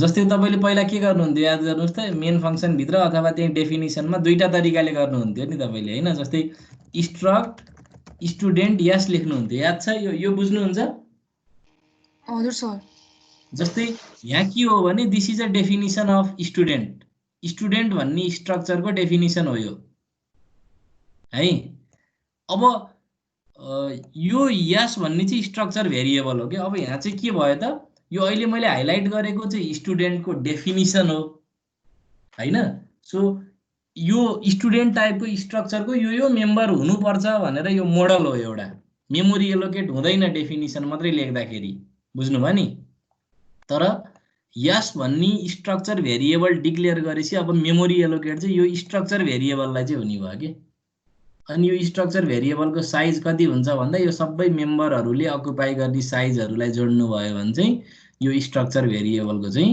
साइज हुने भयो अब स्ट्रक्ट भन्ने किवर्ड भयो स्टुडेन्ट भनेको स्ट्रक्चरको नेम भयो अनि यस भन्ने चाहिँ स्ट्रक्चर टाइपको भेरिएबल भयो अनि यस डट नेम भनेको त आफ्नो मेम्बरलाई एक्सेस गरेको मात्रै हो अरु केही पनि हैन यो यस भनेको त एउटा कम्पोजिट बन्डल्ड भेरिएबल त हो नि खास एउटा रेकर्ड एउटा भेरिएबलले स्टोर गर्न मिल्छ भन्ने कन्सेप्टबाट आएको त हो नि स्ट्रक्चर त खास कुनै पनि रेकर्डलाई प्रोसेस गर्न सकिन्छ भनेर स्ट्रक्चरको कन्सेप्ट आएको हो कि अब यही स्ट्रक्चरमा मोडिफाई के गरिदियो त C++ मा फंक्शन्सहरु राख्ने र अनि त्यसमा सेक्युरिटी डिफाइन गर्ने एबिलिटी चाहिँ C++ ले थपेको हो कि बुझ्नुभयो नि सो त्यही स्ट्रक्चरमा फंक्शन र भेरिएबल दुईटै राख्न मिल्यो भने that data structure is called class हैन अब यसले चाहिँ भेरिएबलको चाहिँ डाटा टाइप डिफाइन गर्ने काम गर्यो अब यो यस र पी भन्ने चाहिँ दे आर एक्चुअली अब्जेक्ट के सो सी मा भएको स्ट्रक्चर भेरिएबलको इक्विभ्यालेन्ट भनेको चाहिँ C++ मा के रहेछ त अब्जेक्ट रहेछ सो हरेक अब्जेक्टको आफ्नै मेम्बर हुन्छ हैन र यस डट गेट डाटा गर्दाखेरि त्यहाँ नयाँ कुरा केही गरेको हैन गेट डाटा भन्ने मेम्बर हो यस भन्ने अब्जेक्टको आफ्नो मेम्बरलाई कल गर्यो किनभने फंक्सन भएपछि त कल हुने भयो फंक्सनको नाम लिनु भयो भने कन्ट्रोल ट्रान्सफर हुन्छ हैन सो त्यही भएर यसरी काम भएको हजुरको क्वेशन एन्सर गरे मैले हजुर सर क्लियर भयो ओके ल सो लेट्स मुभ फरवर्ड है सो मैले आफ्नो प्रेजेन्टेसनलाई कन्टिन्यू गर्छु सो हामी यो एक्सेस स्पेसिफायर सम्म पुगेका थियौं सो एक्सेस स्पेसिफायरले चाहिँ डाटाको चाहिँ भिजिबिलिटीलाई कन्ट्रोल गर्ने रहेछ हामीले आज पब्लिक र प्राइभेटको बारेमा हेर्यौं प्रोटेक्टेड चाहिँ हामी च्याप्टर 6 इनहेरिटेन्स पढ्दाखेरि चाहिँ हामी क्लियर हुन्छ त्यो कुरा पनि so objects and member access यो अघि पढेकै कुरालाई समराइज गर्छु मैले अब कुनै पनि अब्जेक्ट छ भने त्यसले आफ्नो मेम्बरलाई एक्सेस गर्नको लागि डट अपरेटर युज गर्न सक्ने रहेछ हैन जस्तै अब यस भन्ने अब्जेक्ट छ भने त्यसले नेमलाई एक्सेस गर्नलाई यस डट नेम रोललाई एक्सेस गर्नलाई S dot roll and so on र त्यही कुरा हामी पी भन्ने अब्जेक्टको लागि पनि गर्न सक्ने भयौं dot operator is very important अब कुनै पनि क्लास भित्र मेम्बर फंक्सन डिफाइन गर्ने सिन्ट्याक्स हो यो वास्तवमा यो मैले हजुरहरुलाई जाँचमा पढ्न सजिलो होस् नोट टाइपले राख्दिएको छु कि यो स्लाइडहरु यो कुराहरु सबै हामीले जानिसकेको कुरा हो वास्तवमा यो सिन्ट्याक्स फंक्सन डिफाइन गर्ने सिन्ट्याक्स हो हेर्नु हैन कुनै पनि फंक्सन डिफाइन गर्नको लागि रिटर्न टाइप हुनु पर्छ फंक्सनको नाम हुनु पर्छ type 1 argument 1 type 2 argument 2 and so on फंक्सनको बडी हुन्छ रिटर्न एक्सप्रेसन हुन्छ एन्ड सो अन फंक्सनको प्रोटोटाइप लेख्ने सिन्ट्याक्स यो हो हैन सो अब कुनै पनि क्लास भित्र फंक्सन लेख्नु पर्यो भने यो सिन्ट्याक्स डाइरेक्ट लेखिदिए भयो अब फेरि फंक्सनलाई क्लास भन्दा बाहिर पनि लेख्न सकिन्छ अब त्यो कुरा चाहिँ म हजुरहरुलाई अब बुझाउन जाँदै छु है त फंक्सनलाई function definition can be placed outside the class र त्यो बेलामा we can follow this syntax अब यो सिन्ट्याक्स मैले डाइरेक्ट थ्योरिटिकल्ली भन्दा एक्जाम्पलबाट भन्दा हजुरहरुलाई अझ छर्लङ्ग हुन्छ अहिले मैले हाइलाइट गरेको कुरालाई चाहिँ म अब त्यही अहिलेको कोड ब्लक्सको कोडमा चाहिँ रिइम्फासाइज गर्छु है त यहाँसम्म हजुरहरुले देखिराख्नु भएको छ क्रिस्पिन ठीक छ मेरो आवाज क्रिस्पिन ठीक छ सर ल अब मैले चाहिँ अघि यहाँ चाहिँ एकजना साथीले सोधेर मैले यसलाई एडिट गरेको थिएँ, मैले त्यसलाई फेरि अब रिइस्टाब्लिस गर्छु।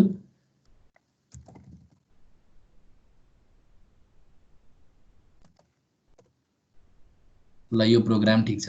अब मानम यो फङ्सनहरूलाई चाहिँ मैले क्लासभन्दा बाहिर लेख्नु पर्यो रे। ल हुन चाहिँ त्यही क्लासको मेम्बर फङ्सन, तर लेख्ने बेलामा चाहिँ बाहिर लेख्नु पर्यो रे। अब त्यसको लागि चाहिँ मैले के गर्नुपर्छ भन्दाखेरि चाहिँ I need to use the scope resolution operator. हेर्नु, भोइड स्टुडेन्ट पछि अर्कोमा चाहिँ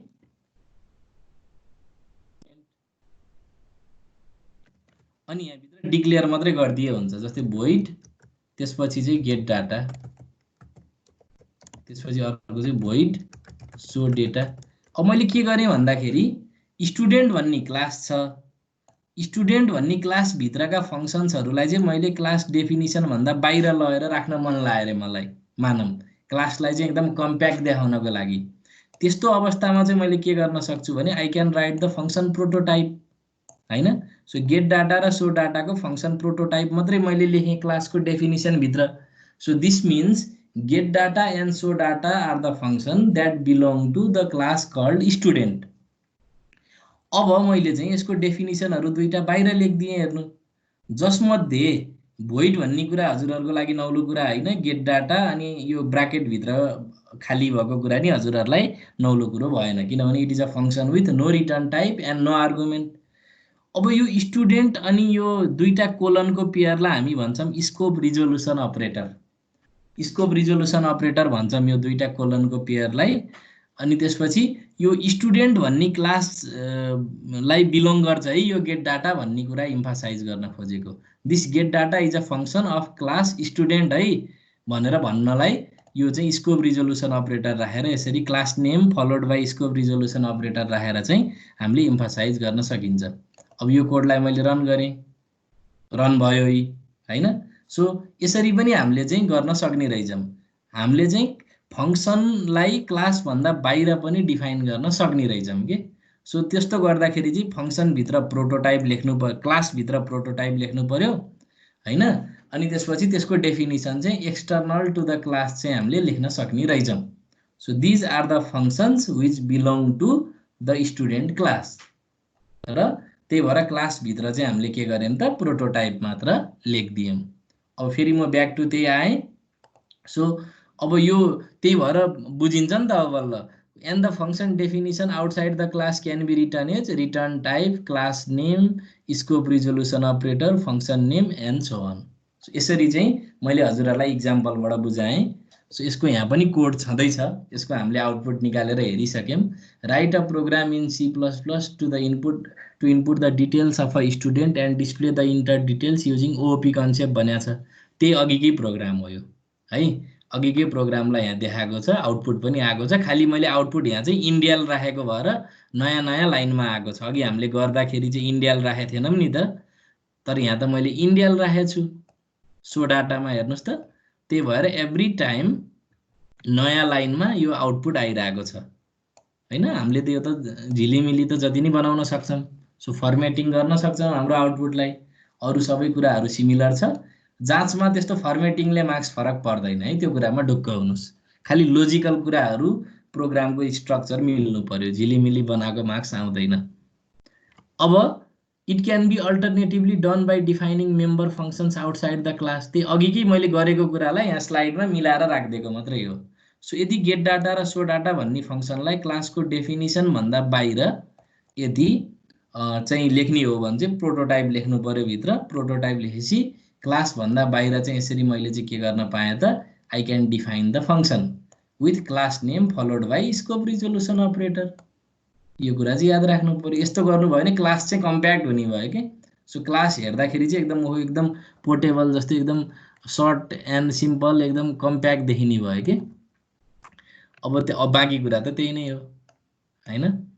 यहाँसम्म केही कन्फ्युजन छ भने प्लिज आस्क, अनि हामी नेक्स्ट एकदम इम्पोर्टेन्ट टपिकमा जान्छौँ। यहाँसम्म केही कन्फ्युजन छ हजुरहरूलाई? क्रिस्पिन कन्फ्युजन छ? छैन सर। सुनिल आउनु भएको छ? छैन सर। सुनिल एब्सेन्ट हो। अँ, सर हेर्छु ए हुनुहुन्छ, हजुरलाई कन्फ्युजन छैन नि? छैन सर अनि त्यसपछि प्रयागमान लाई के कन्फ्युजन छ? छैन सर सचिनलाई? छैन सर अनि हाम्रो सन्देश चिटौलालाई के कन्फ्युजन छ सन्देशजी? अब टेक्निकल प्रब्लम भएर रिप्लाई नगर्नु भएको हो कि अब इन्टेन्सनल्ली इग्नोर गर्नु भएको, त्यो बुझ्नै गाह्रो छ क्या अनलाइनमा है। एनिवे हाम्रो आदर्श के अरे आदिश भट्टराई, आदिश यस सर केही छैन केही कन्फ्युजन छैन है। सो त्यसो भए म अगाडि बढेँ। सो आजको हाम्रो चाहिँ यो कन्स्ट्रक्टर र डिस्ट्रक्टर चाहिँ हाम्रो लास्ट टपिक हो। त्यसलाई चाहिँ हामी चाहिँ क्लियर गरौँ अनि त्यसपछि आजको क्लासलाई हामी टर्मिनेट गर्छौँ। सो लास्ट टपिक हो कन्स्ट्रक्टर्स एन्ड डिस्ट्रक्टर्स। अब यसको बारेमा कुरा गर्नभन्दा अगाडि म सर्टेन भूमिकाहरू बाँध्न चाहेँ है। मेरो स्क्रिन हजुरहरूलाई पक्कै पनि देखियो होला, नदेखेको भए भन्नुहोस्। अब स्ट्रक्चरमा हजुरहरूले के गर्नुहुन्थ्यो भने स्ट्रक्ट स्टुडेन्ट यस भनेर लेख्नुहुन्थ्यो होइन। अनि त्यसपछि यसलाई चाहिँ इनिसियलाइज गर्नु पर्यो भने तपाईँले के गर्नुहुन्थ्यो भन्दाखेरि, मानौँ ल डेफिनिसन त्यही अघि छ भने स्ट्रक्ट स्टुडेन्ट छ भने चाहिँ अब इन्ट रोल क्यार नेम छ भने फ्लोट मार्क्स अनि त्यसपछि चाहिँ क्यार एड्रेस भनेर छ भने अब त्यस्तो अवस्थामा चाहिँ तपाईँले यो डिफाइन गरिसकेपछि, यो स्ट्रक्चर डिफाइन गरिसकेपछि चाहिँ स्ट्रक्चर भेरिएबल डिक्लेयर गर्न सक्नुहुन्थ्यो र कहिलेकाहीँ तपाईँले इनिसियलाइज पनि गर्न सक्नुहुन्थ्यो। जस्तै इनिसियलाइज गर्नु पर्यो भने 12 कमा जस्तै अब राम होइन, स्ट्रिङ भएको हुनाले इन्भर्टेड स्ट्रिङ कन्स्ट्यान्ट भएको हुनाले यहाँ चाहिँ इन्भर्टेड कमा राख्नु पर्यो। त्यसपछि चाहिँ 98.5 राखेँ ल अहिले मैले मानौँ, अनि चाहिँ केटिएम राखेँ अरे ल। यस्तो यो भनेको के हो त, I am initializing the structure variable. मैले 12 लाई लगेर यस डट रोलमा लगेर राखेको भन्ने बुझियो, रामलाई लगेर यस डट नेममा लगेर राखेको भन्ने बुझियो, 98.5 लाई मार्क्समा लगेर राखेको भन्ने बुझियो, केटिएमलाई लगेर चाहिँ कहाँ लगेर राखेको भन्ने बुझियो त, एड्रेसमा लगेर राखेको भन्ने बुझियो। This is how a structure variable is initialized. अब यो स्ट्रक्चर भेरिएबलको केसमा भयो। नर्मल इन्टिजर भेरिएबलको केसमा के हुन्छ, जस्तै इन्ट ए भनेर लेख्नु भएको छ इक्वल टु 5 गर्नु भने this A is initialize to 5। So normal भेरिएबललाई इनिसियलाइज गर्न केही गाह्रै रहन्छ होइन। अनि स्ट्रक्चर भेरिएबललाई इनिसियलाइज गर्न पनि खालि त्यही सेट नोटेसनमा एरेलाई इनिसियलाइज गरे जस्तै हो, तर खालि डाटा टाइप फरक हुने भएको हुनाले अलिकति भेराइटी देखिन्छ। अनि डेफिनिसनमा जुन अर्डरमा मेम्बरहरू लेखिएको छ त्यही अर्डरमा भ्यालु असाइन गर्न पर्ने रहेछ। सो यसरी हामीले स्ट्रक्चर भेरिएबलको इनिसियल भ्यालु हामी सेट गर्न सक्छौँ। So this is called initializing a structure variable. अब यसको C++ मा इक्विभ्यालेन्ट के छ त? C++ मा how to initialize an object, अब्जेक्टलाई कसरी इनिसियलाइज गर्ने, अब्जेक्टको लागि मेमोरी कसरी एलोकेट गर्ने भन्ने कुरा चाहिँ अब हामी कन्स्ट्रक्टर र डिस्ट्रक्टर अन्तर्गत पढ्छौँ। सो अब हामी यही ब्याकग्राउन्ड अन्तर्गत हामी अगाडि बढौँ। सो अब खास कन्स्ट्रक्टर भनेको चाहिँ के हो भन्दाखेरि मेमोरी एलोकेट गर्नको लागि, कुनै पनि अब्जेक्टलाई चाहिँ क्रिएट गर्नको लागि र त्यसको इनिसियल भ्यालु चाहिँ दिनको लागि, हाम्रो कुनै पनि अब्जेक्टलाई इनिसियलाइज गर्नको लागि वी युज कन्स्ट्रक्टर। अब त्यसको लागि चाहिँ मैले चाहिँ अब यो स्लाइडमै अगाडि बढेँ, त्यसपछि अनि हामी क्लियर गर्दै जाउँला। जस्तै कन्स्ट्रक्टर भनेको के हो भने in C++ constructors are use to initialize the member of object. So अब्जेक्टको मेम्बरहरूलाई इनिसियलाइज गर्ने काम चाहिँ कन्स्ट्रक्टरले गर्छ। कन्स्ट्रक्टर भनेका they are the special functions, constructors are the special functions member functions whose name is same as that of class. क्लासको जे नाम हुन्छ त्यही नामको फङ्सनलाई हामी कन्स्ट्रक्टर भन्छौँ।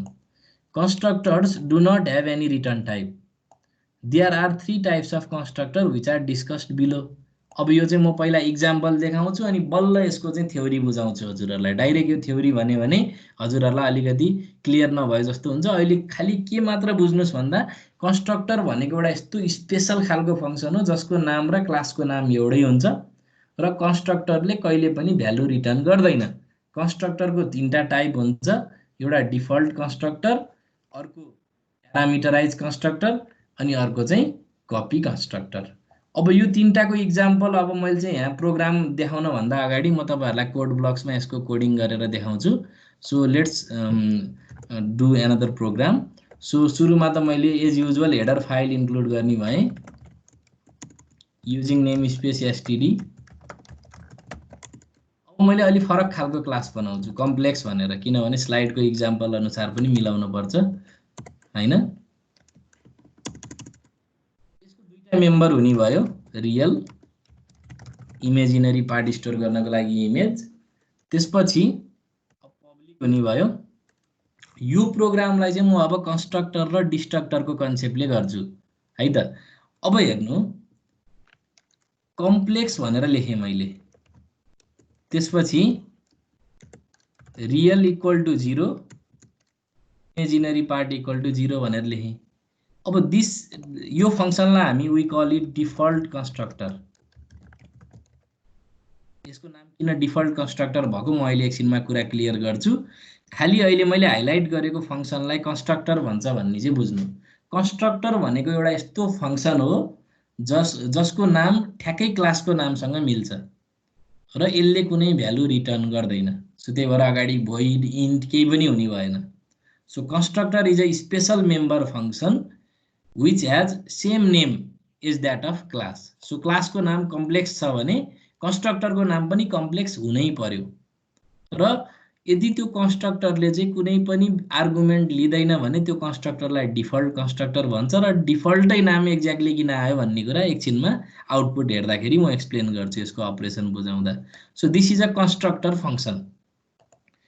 अब अर्को कन्स्ट्रक्टर फंक्सन डिफाइन गरौँ, complex float r float i. र मैले चाहिँ यहाँ भित्र दुईटा कोड लेख्छु, real is equal to r image is equal to I.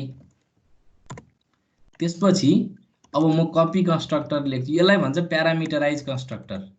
यसको नाम चाहिँ दिँदै जाम प्यारामिटराइज्ड कन्स्ट्रक्टर। अब अर्को छ कम्प्लेक्स,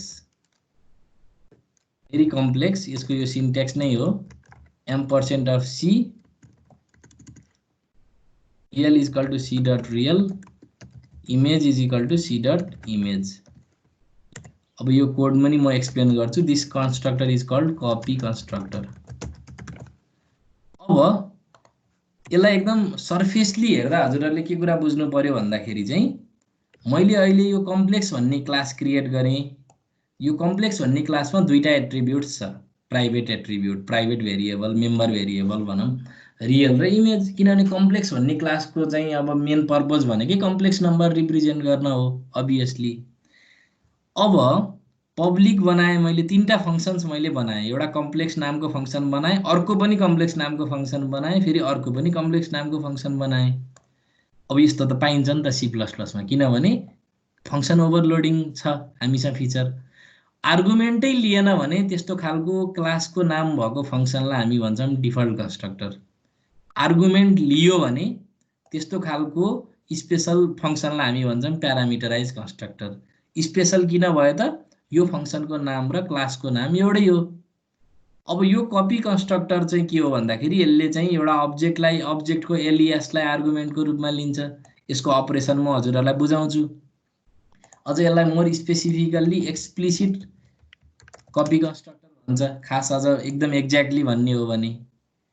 अब मैले चाहिँ यो प्रोग्रामलाई पुरा गर्छु। मेन फंक्सन सुरु भयो 0। अब यसमा म एउटा फंक्सन थप्छु void show data, एउटा फंक्सन थप्छु। यसमा चाहिँ एउटा रियल र इमेजिनरी पार्टलाई डिस्प्ले गर्ने चाहिँ तरिकाले चाहिँ +i इमेज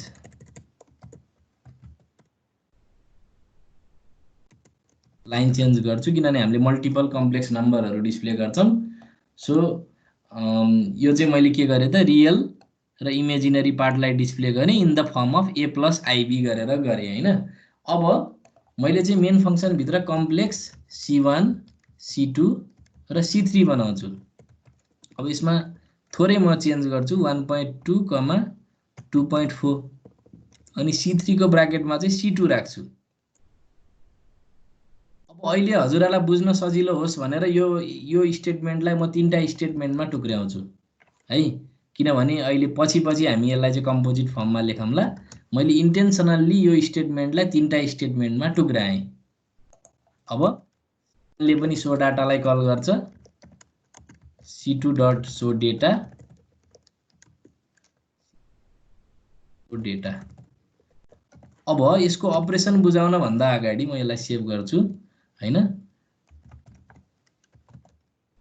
अब हेर्नु है, कम्प्लेक्स भन्ने नामको मैले क्लास बनाएँ, कम्प्लेक्स भन्ने नामको क्लास बनाएँ। यसको रियल र इमेजिनरी गरेर 2टा मेम्बर छ।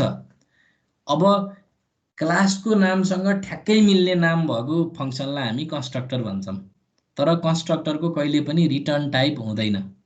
Constructor do not have any return type. त्यही भएर यसमा चाहिँ भोइड इन्ट केही हुने भएन। सो क्लासको नामसँग ठ्याक्कै मिल्ने फंक्सनलाई हामी कन्स्ट्रक्टर भन्छौँ। यदि त्यो कन्स्ट्रक्टरले आर्गुमेन्टै लिएन भने त्यस्तो कन्स्ट्रक्टरलाई हामी डिफल्ट कन्स्ट्रक्टर भन्छौँ। आर्गुमेन्ट लियो भने प्यारामिटराइज कन्स्ट्रक्टर भन्छौँ। त्यसपछि यो कन्स्ट्रक्टरलाई हामी कपी कन्स्ट्रक्टर भन्छौँ। यो किन युज हुन्छ अहिले हामी बुझिहाल्छौँ।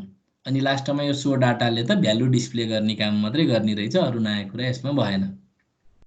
सबभन्दा पहिला c1 भन्ने अब्जेक्ट डिक्लेयर हुने भयो। यहाँ जस्तै मेन फंक्सन सुरु भयो, c1 भन्ने नामको अब्जेक्ट डिक्लेयर भयो।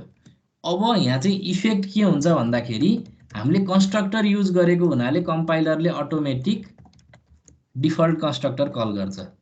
कुनै पनि अब्जेक्टलाई इनिसियलाइज गर्नको लागि कन्स्ट्रक्टर युज हुने रहेछ। सो तपाईले जब कुनै पनि अब्जेक्ट डिक्लेयर गर्नुहुन्छ नि, त्यसको डिफल्ट कन्स्ट्रक्टर, किनभने हामीले ब्राकेटमा यहाँ के आर्गुमेन्ट दिएका छैनौं। अब कुनै पनि अब्जेक्ट डिक्लेयर गर्नु भएको छ भने कन्स्ट्रक्टर अटोमेटिक कल हुने रहेछ। C++ को कुनै पनि प्रोग्राममा यदि तपाईले कन्स्ट्रक्टर राख्नु भएको छ भने त्यो कन्स्ट्रक्टर फंक्सन अटोमेटिक कल हुने रहेछ। अब c1 भन्ने अब्जेक्ट डिक्लेयर गर्दाखेरि त हामीले कुनै पनि आर्गुमेन्ट दिएनौं ब्राकेटमा, त्यही भएर it will call the default constructor. र डिफल्ट कन्स्ट्रक्टरको काम के रहेछ त अब्जेक्टको मेम्बरलाई 0 इनिसियलाइज गर्ने काम रहेछ। कन्स्ट्रक्टरको काम भनेकै भ्यालु इनिसियलाइज गर्ने हो। सो अब मैले c1 भन्ने अब्जेक्ट डिक्लेयर गर्दाखेरि चाहिँ c1 ले डाइरेक्ट यो इम्प्लिसिट हुने भयो के। यो चाहिँ इम्प्लिसिट इफेक्ट भनेर बुझ्नुहोस् हजुरले, कम्पाइलरले गर्दिन्छ हाम्रो लागि। यो छुट्टै यस्तो स्टेटमेन्ट हामीले लेख्न पाइदैन, यो चाहिँ बाइ डिफल्ट हुन्छ। सो c1 ले कम्प्लेक्स भन्ने कन्स्ट्रक्टरलाई कल गर्ने भयो, which is a default constructor, जसले चाहिँ के गर्ने भयो त c1 को लागि रियल र इमेजिनरी पार्टलाई 0 गराउने काम गर्ने भयो इन दिस इक्जाम्पल। अब सेकेन्ड केसमा c2 भन्ने अब्जेक्ट चाहिँ डिक्लेयर गरियो र यसमा त हामीले आर्गुमेन्ट पनि दिएछौं। सो यस्तो बेलामा चाहिँ यहाँ के हुने भयो त इफेक्ट, त्यस्तो बेलामा चाहिँ c2 ले प्यारामिटराइज कन्स्ट्रक्टरलाई कल गर्ने भयो 1.2 र 2.4 लाई आर्गुमेन्टको रूपमा राखेर। हेर्नुस्, अब प्यारामिटर हामीले यहाँ राखेको हुनाले in this case when we declare the object c2, त्यस्तो बेलामा चाहिँ प्यारामिटराइज कन्स्ट्रक्टर कल हुने भयो। सो यो त फंक्सन कल गरेकै हो यो, तर यो हाम्रो इम्प्लिसिटली हुने भयो। सो 1.2 गएर चाहिँ r मा गएर बस्ने भयो, अनि 2.4 गएर चाहिँ i मा गएर बस्ने भयो, अनि त्यो r लाई गएर रियलमा राख्यो c2 को रियलमा, र i मा भएको कुरालाई c2 को इमेजिनरीमा राख्यो। भन्न खोजेको यहाँबाट हामीले जुन जुन भ्यालु पास गर्छौं त्यही भ्यालु चाहिँ इनिसियलाइज हुने भयो c2 को लागि। सो c2 को रियल र इमेजिनरी पार्ट चाहिँ 1.2 र 2.4 सेट हुने भयो। Likewise finally this constructor is called copy constructor हैन। यसको इफेक्ट के हुन्छ भन्दाखेरि c3 डट कम्प्लेक्स c2 हुने भयो। हेर्नु, अब यसमा चाहिँ के हुने, यसमा चाहिँ यो c2 गरेपछि त्यहाँ एलियास भइहाल्ने भयो। सो यस्तो इफेक्ट आउने भयो। हेर्नु, यो c3 भयो। सो यो चाहिँ कपी कन्स्ट्रक्टर कल हुने भयो। सो यसको काम के हुन्छ भन्दाखेरि चाहिँ जब कपी कन्स्ट्रक्टर कल हुन्छ, यो c भनेको त अलियास भयो c2 को। अब c को रियल र c को इमेजिनरीलाई लगेर c3 को रियल र इमेजिनरी बनाइदिने भयो। त्यही भएर एक्ज्याक्टली क्लोनिङ गरे जस्तो भयो कि यो चाहिँ ठ्याक्कै क्लोनिङ गरे जस्तै भयो। सो यो प्रोग्राममा चाहिँ अब के हुने भयो त c1 लाई हामीले 0 0 इनिसियलाइज गर्यौं, C2 लाई चाहिँ 1.2 र 2.4 इनिसियलाइज गर्यौं, C3 लाई चाहिँ C2 को क्लोन गरायौं, कपी कन्स्ट्रक्टर कल भयो। अब C1 ले सो डाटा गर्दा के रिजल्ट आउँदो रहेछ, C2 ले सो डाटालाई कल गर्दा के रिजल्ट आउँदो रहेछ र C3 ले सो डाटालाई कल गर्दा के रिजल्ट आउँदो रहेछ। Let's see the output. अनि हजुरहरुको के क्वेशन मलाई सोध्नु। अब हेर्नु त C1 को भ्यालु 0 0 आयो, किनभने हामीले डिफल्ट कन्स्ट्रक्टर कल हुने रहेछ यसमा। C2 को भ्यालु चाहिँ 1.2 र 2.4 आउने भयो in this A + IB format, र C3 लाई त हामीले क्लोन गरेको हो, त्यही भएर यस्तो आउने रहेछ, सेम भ्यालु आउने रहेछ। अब हजुरहरुलाई मैले क्वेशन सोध्नको लागि फ्लोर ओपन गर्न भन्दा अगाडि मैले यति यो नराखेको भए नि कम्पाइलरले काम गर्थ्यो। यदि मैले यो कपी कन्स्ट्रक्टरको चाहिँ फंक्सन नलेखेको भए पनि आउटपुट आउँथ्यो। यदि कपी कन्स्ट्रक्टर मैले नलेखेको भए पनि आउटपुट सेम आउँथ्यो। त्यही भएर copy constructor is not compulsory. कुनै पनि यो चाहिँ यो कपी कन्स्ट्रक्टर कम्पल्सरी छुट्टै त्यसको लागि फंक्सन लेख्न पर्छ भन्ने रहन्छ। त्यही भएर हामीले आफैले लेख्यौं भने त्यस्तो खालको कन्स्ट्रक्टरलाई के भन्ने त एक्सप्लिसिट कपी कन्स्ट्रक्टर भन्ने। यदि हामीले यस्तो खालको यो फंक्सन नलेखेको भए कम्पाइलरले आफैले इम्प्लिसिट कपी कन्स्ट्रक्टर कल गर्थ्यो, आफै गर्दिन्थ्यो त्यो काम, हैन। सो मैले चाहिँ एक लेभलको एक्सप्लेन गरेँ। अब हजुरहरुलाई केही डाउट भयो भने क्वेशन सोध्नु, किनभने झुक्किन सक्छ, किनभने आज बल्ल हामी क्लास र अब्जेक्टको कोर्सलाई इम्बार्क गरेका छौं, हैन। सो अब बल्ल अब हामी चाहिँ यसमा अगाडि बढ्दै जान्छौं। सो हजुरहरुले क्वेशन सोध्नुस् अनि मलाई क्यालिब्रेट हुन्छ हजुरहरुलाई के कुरामा कन्फ्युजन छ भनेर। क्वेशन राख्नुस् है त ल। केही छ?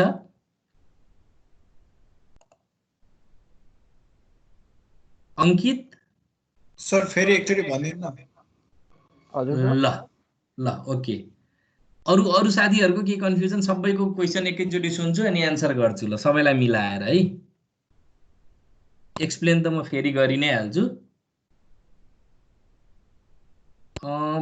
भरत नेउपाने छैन सर। दीक्षा पराजुली, हेलो। त्यसपछि कैलाश पन्त, कैलाश हजुर सर खासै छैन सर प्रब्लम। ल त्यसो भए म फेरि रिएक्सप्लेन गर्छु अनि रिएक्सप्लेन गर्दाखेरि पनि के कन्फ्युजन भयो भने हजुरलाई सोध्नुस्, नत्र कुनै स्पेसिफिक कन्फ्युजन छ भने हजुरहरुले अहिले यदि कोही बाँकी अरु साथीहरुलाई कन्फ्युजन छ भने सोधिहाल्नुस्, किनभने म यो प्रोग्रामलाई फेरि रिएक्सप्लेन गर्छु है त। अब हेरौं, यसलाई फेरि मैले चाहिँ हजुरहरुलाई मोर इल्याबोरेटेड वेमा भन्छु। अब हामी चाहिँ वन बाइ वन डिस्कस गरौं। सो सुरुमा हेडर फाइल इन्क्लुड गरियो, नेम स्पेस युज गरियो। कम्प्लेक्स भन्ने नामको चाहिँ हामीले चाहिँ के गर्यौं त क्लास डिफाइन गर्यौं। यो क्लासको दुईटा मेम्बर छ, रियल र इमेज भनेर। अब कुनै पनि क्लासको नाम हामीले कम्प्लेक्स राखिसकेपछि त यसले पक्कै पनि कम्प्लेक्स नम्बरहरु स्टोर गर्नलाई नै हो। अभियसली स्टुडेन्ट भन्ने क्लास बनाउँछौं भने स्टुडेन्टको डाटा स्टोर गर्नलाई हो भने कम्प्लेक्स भन्ने क्लास बनाउँछौं भने पक्कै पनि कम्प्लेक्स नम्बर रिप्रेजेन्ट गर्नलाई हो। अब मैले यहाँ चाहिँ तीनटा स्पेशल फंक्सन हालेको छु। सो यो तीनटा फंक्सन किन स्पेशल भयो भने they have the same name is that of class. So क्लासको नाम सँग ठ्याक्कै मिल्ने खालका। सो यदि फंक्सनको नाम र क्लासको नाम सेम भयो भने त्यो फंक्सन स्पेशल हुने भयो and it is called constructor. अब कुनै पनि कन्स्ट्रक्टरले अब जस्तै यहाँ सबै फंक्सनहरु कम्प्लेक्सको नामबाट सुरु भएको छ हेर्नु, क्लासको नाम पनि कम्प्लेक्स भएको हुनाले all this three functions are complex. त्यही भएर this functions are called constructor. In general यो तीनटै फंक्सन के हो त? They are constructor. अब आर्गुमेन्ट लिएन भने डिफल्ट कन्स्ट्रक्टर, आर्गुमेन्ट लियो भने प्यारामिटराइज कन्स्ट्रक्टर, अनि यसरी चाहिँ अलियास भेरिएबल लिएर क्लोनिङ गर्ने खालको कन्स्ट्रक्टरलाई हामी के भन्छौं? Copy constructor भन्छौं। अब यो प्रोग्रामलाई अझ राम्रोसँग बुझ्नको लागि म दुई चारवटा कोडहरु यहाँ थप्दै छु। जस्तै यो फंक्सन भित्र चाहिँ मैले के गर्छु भन्दा काउट गरेर इनसाइड डिफल्ट कन्स्ट्रक्टर भन्छु। डिफल्ट कन्स्ट्रक्टर, किनभने यदि मैले यो रन गर्दा यो आउटपुट आयो भने मैले के कुरा बुझ्नु पर्छ त? यो फंक्सन भित्र हाम्रो चाहिँ कन्ट्रोल छिर्या रहेछ भन्ने बुझ्छु नि त मैले, हैन। सो त्यो कुरा देखाउनको लागि पनि मैले एउटा स्टेटमेन्ट यहाँ लेखेँ। फेरि कपी गरे, अब प्यारामिटराइज कन्स्ट्रक्टर कल हुँदाखेरि चाहिँ यहाँ हामी के भन्न सक्छौँ त कन्ट्रोल त एक न एकचोटि यो कन्स्ट्रक्टर भित्र जान्छ इनसाइड प्यारामिटराइज कन्स्ट्रक्टर भनेर मैले डिस्प्ले गर्छु त्यसपछि अर्को चाहिँ के भनेर डिस्प्ले गर्छु त इनसाइड कपी कन्स्ट्रक्टर भनेर कल गर्छु ओके सो मैले खाली अघिको प्रोग्राममा सर्टेन कुराहरू एडिसन गरेँ ताकि मलाई अझ यो कसरी यो काम भइरहेछ भन्नेको एक्ज्याक्ट अर्डर चाहिँ ट्रेस गर्न सजिलो होस् भनेर अब यो कोड यति रन हुनुको अर्थ त यो फङ्सनभित्र एक न एकचोटि त यो कन्ट्रोल आएर रहेछ भन्ने बुझ्न सकेँ नि त मैले होइन सो त्यही भएर मैले यो 3टा लाइन चाहिँ थपेँ नयाँ सो डाटा भन्ने नर्मल फङ्सन भयो जसले त्यो अब्जेक्टको भ्यालु डिस्प्ले गर्ने काम गर्ने भयो सो अब फेरि हेरौँ सो कन्स्ट्रक्टर आखिर चाहिन्छ नै किनभने to initialize the member of the object so C1 भन्ने अब्जेक्ट छ भने C1 भन्ने अब्जेक्टको मेम्बर भनेको त रियल र इमेज हो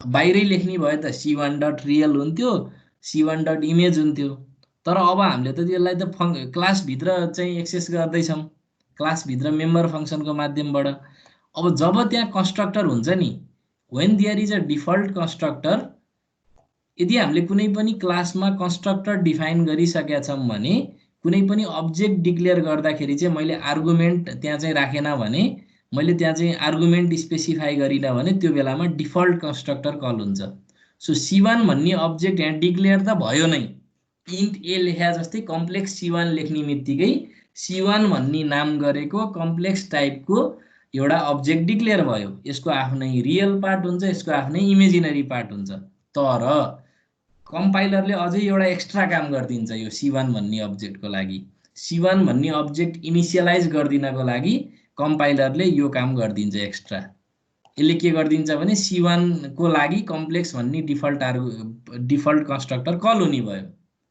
अब यहाँ आर्गुमेन्ट केही पनि हालेको छैन त्यही भएर डिफल्ट कन्स्ट्रक्टर कल भयो so there will be a transfer of control म यसलाई एनोटेट गरिदिन्छु है त किनभने हजुरहरूलाई अझै क्लियर बनाऊँ मैले यो स्क्रिन मेकर युज गरेँ फेरि सो अब हुने के भयो भन्दाखेरि चाहिँ whenever I call default constructor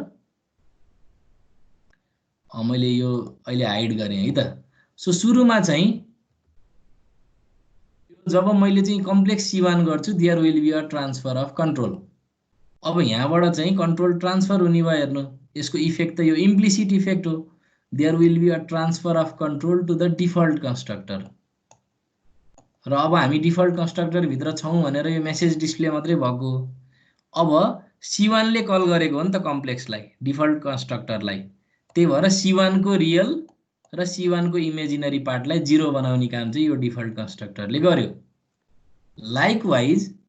likewise अब यो प्यारामिटराइज कन्स्ट्रक्टर भयो हेर्नु मैले अहिले यो फङ्सनलाई मिनिमाइज गरेँ जुन चाहिएछ त्यसलाई मात्रै देखाएँ सो अब यो पर्टिकुलर स्टेटमेन्ट भनेको प्यारामिटराइज कन्स्ट्रक्टर कल गरेको किनभने मैले C2 भन्ने अब्जेक्ट डिक्लेयर गर्दा प्यारामिटर स्पेसिफाई गरेँ सो जब तपाईले चाहिँ कुनै पनि अब्जेक्ट डिक्लेयर गर्दाखेरि प्यारामिटर स्पेसिफाई गर्नुहुन्छ त्यस्तो बेलामा प्यारामिटराइज कन्स्ट्रक्टर अटोमेटिक कल हुन्छ कम्पाइलरले तर प्यारामिटराइज कन्स्ट्रक्टर हुनु पर्यो क्लास भित्र अब जब हामी यस्तो खालको प्यारामिटराइज कन्स्ट्रक्टर लेख्छौं यो यसको इफेक्ट चाहिँ यस्तो हुने भयो C2 डट कम्प्लेक्स अनि त्यो भित्रको प्यारामिटर हुने भयो वास्तवमा प्यारामिटराइज यो जुन 1.2 गएर r मा गएर बस्यो त्यसपछि 2.4 गएर कहाँ गएर बस्यो त i मा गएर बस्यो अब r भनेको चाहिँ 1.2 हो 1.2 हो अनि i भनेको चाहिँ 2.4 हो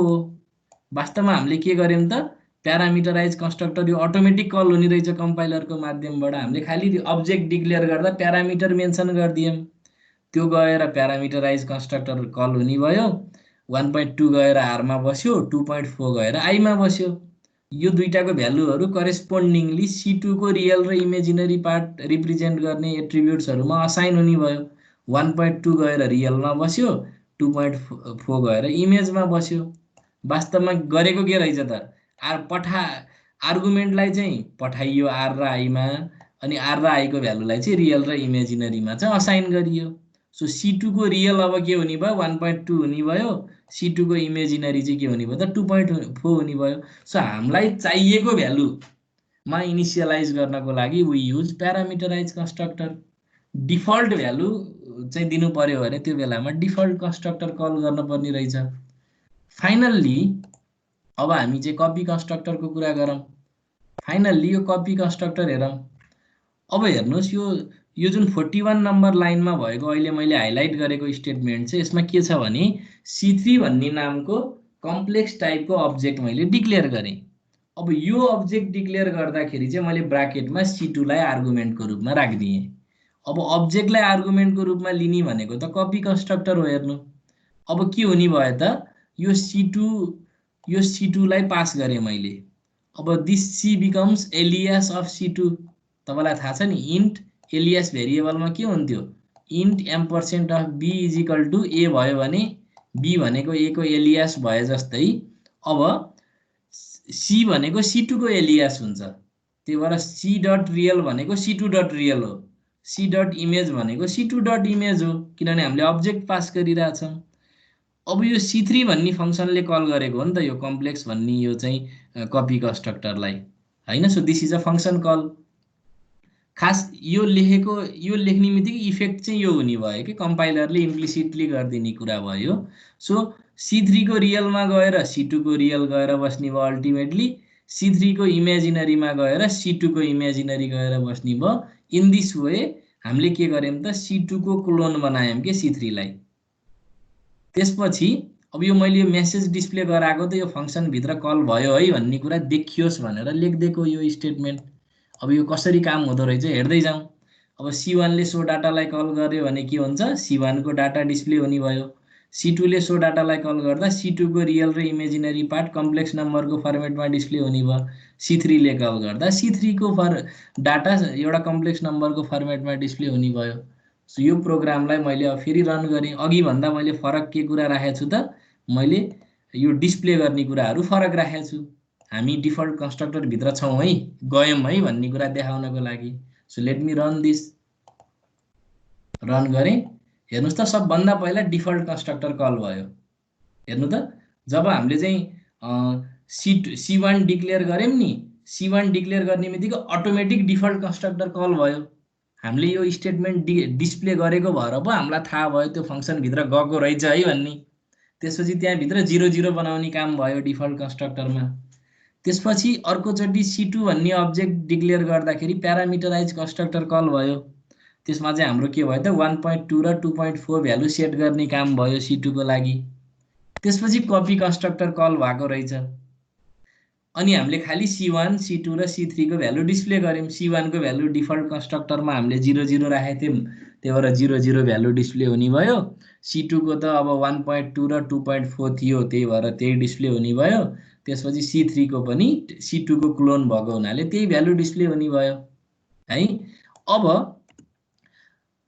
म हजुरहरुलाई फेरि क्वेशन चाहिँ सोध्न मौका दिन भन्दा अगाडि डिस्ट्रक्टरको पनि कुरा गर्छु। अब डिस्ट्रक्टरको कुरा गरौँ।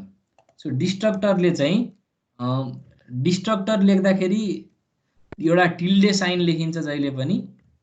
तपाईले कुनै पनि क्लासमा डिस्ट्रक्टर डिफाइन गर्नु भएको छ भने चाहिँ के हुने भयो यो राइट टिल्डे साइन त्यसपछि क्लासको नेम लेख्नुहुन्छ अनि त्यो भित्र चाहिँ यो डिस्प्ले द सुइटेबल मेसेज बुझ्नुभयो। अब हामीले चाहिँ के गरौँ त काउट डिस्ट्रोइङ अब्जेक्ट भनेर भनौँ। अब यसलाई चाहिँ रन गरे मैले। यो डिस्ट्रक्टर हो। यो डिस्ट्रक्टर भनेको एउटा यस्तो स्पेशल फंक्सन हो जसले चाहिँ त्यो अब्जेक्ट आउट अफ स्कोप भएपछि मेमोरी रिलिज गराउने काम गर्छ।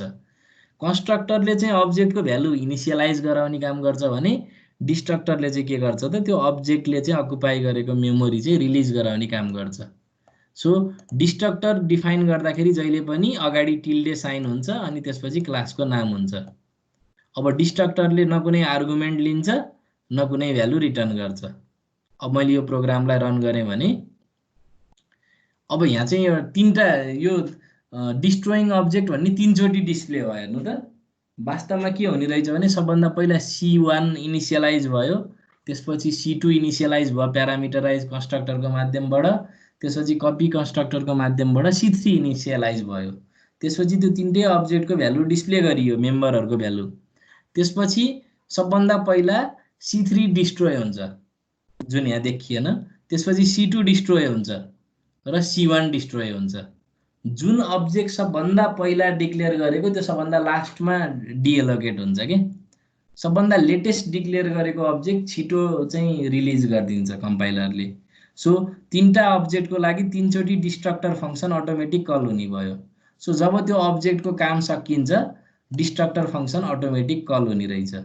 अब जाँचमा कहिलेकाहीँ क्वेसन कस्तो सोधिदिन सक्छ भन्दा C++ मा चाहिँ हामीले कन्स्ट्रक्टर चाहिँ मल्टिपल हुन सक्ने रहेछ, डिस्ट्रक्टर चाहिँ किन सधैँ एउटा मात्रै हुन्छ भनेर भन्दाखेरि चाहिँ के कुरा बुझ्नु पर्यो भने कन्स्ट्रक्टरले त आर्गुमेन्ट लिन्छ नि त, आर्गुमेन्ट लिने कि नलिने भन्ने कुरा हुन्छ नि त। त्यही भएर फङ्सन ओभरलोडिङको कन्सेप्टले हेर्दाखेरि we can have multiple constructors in a class.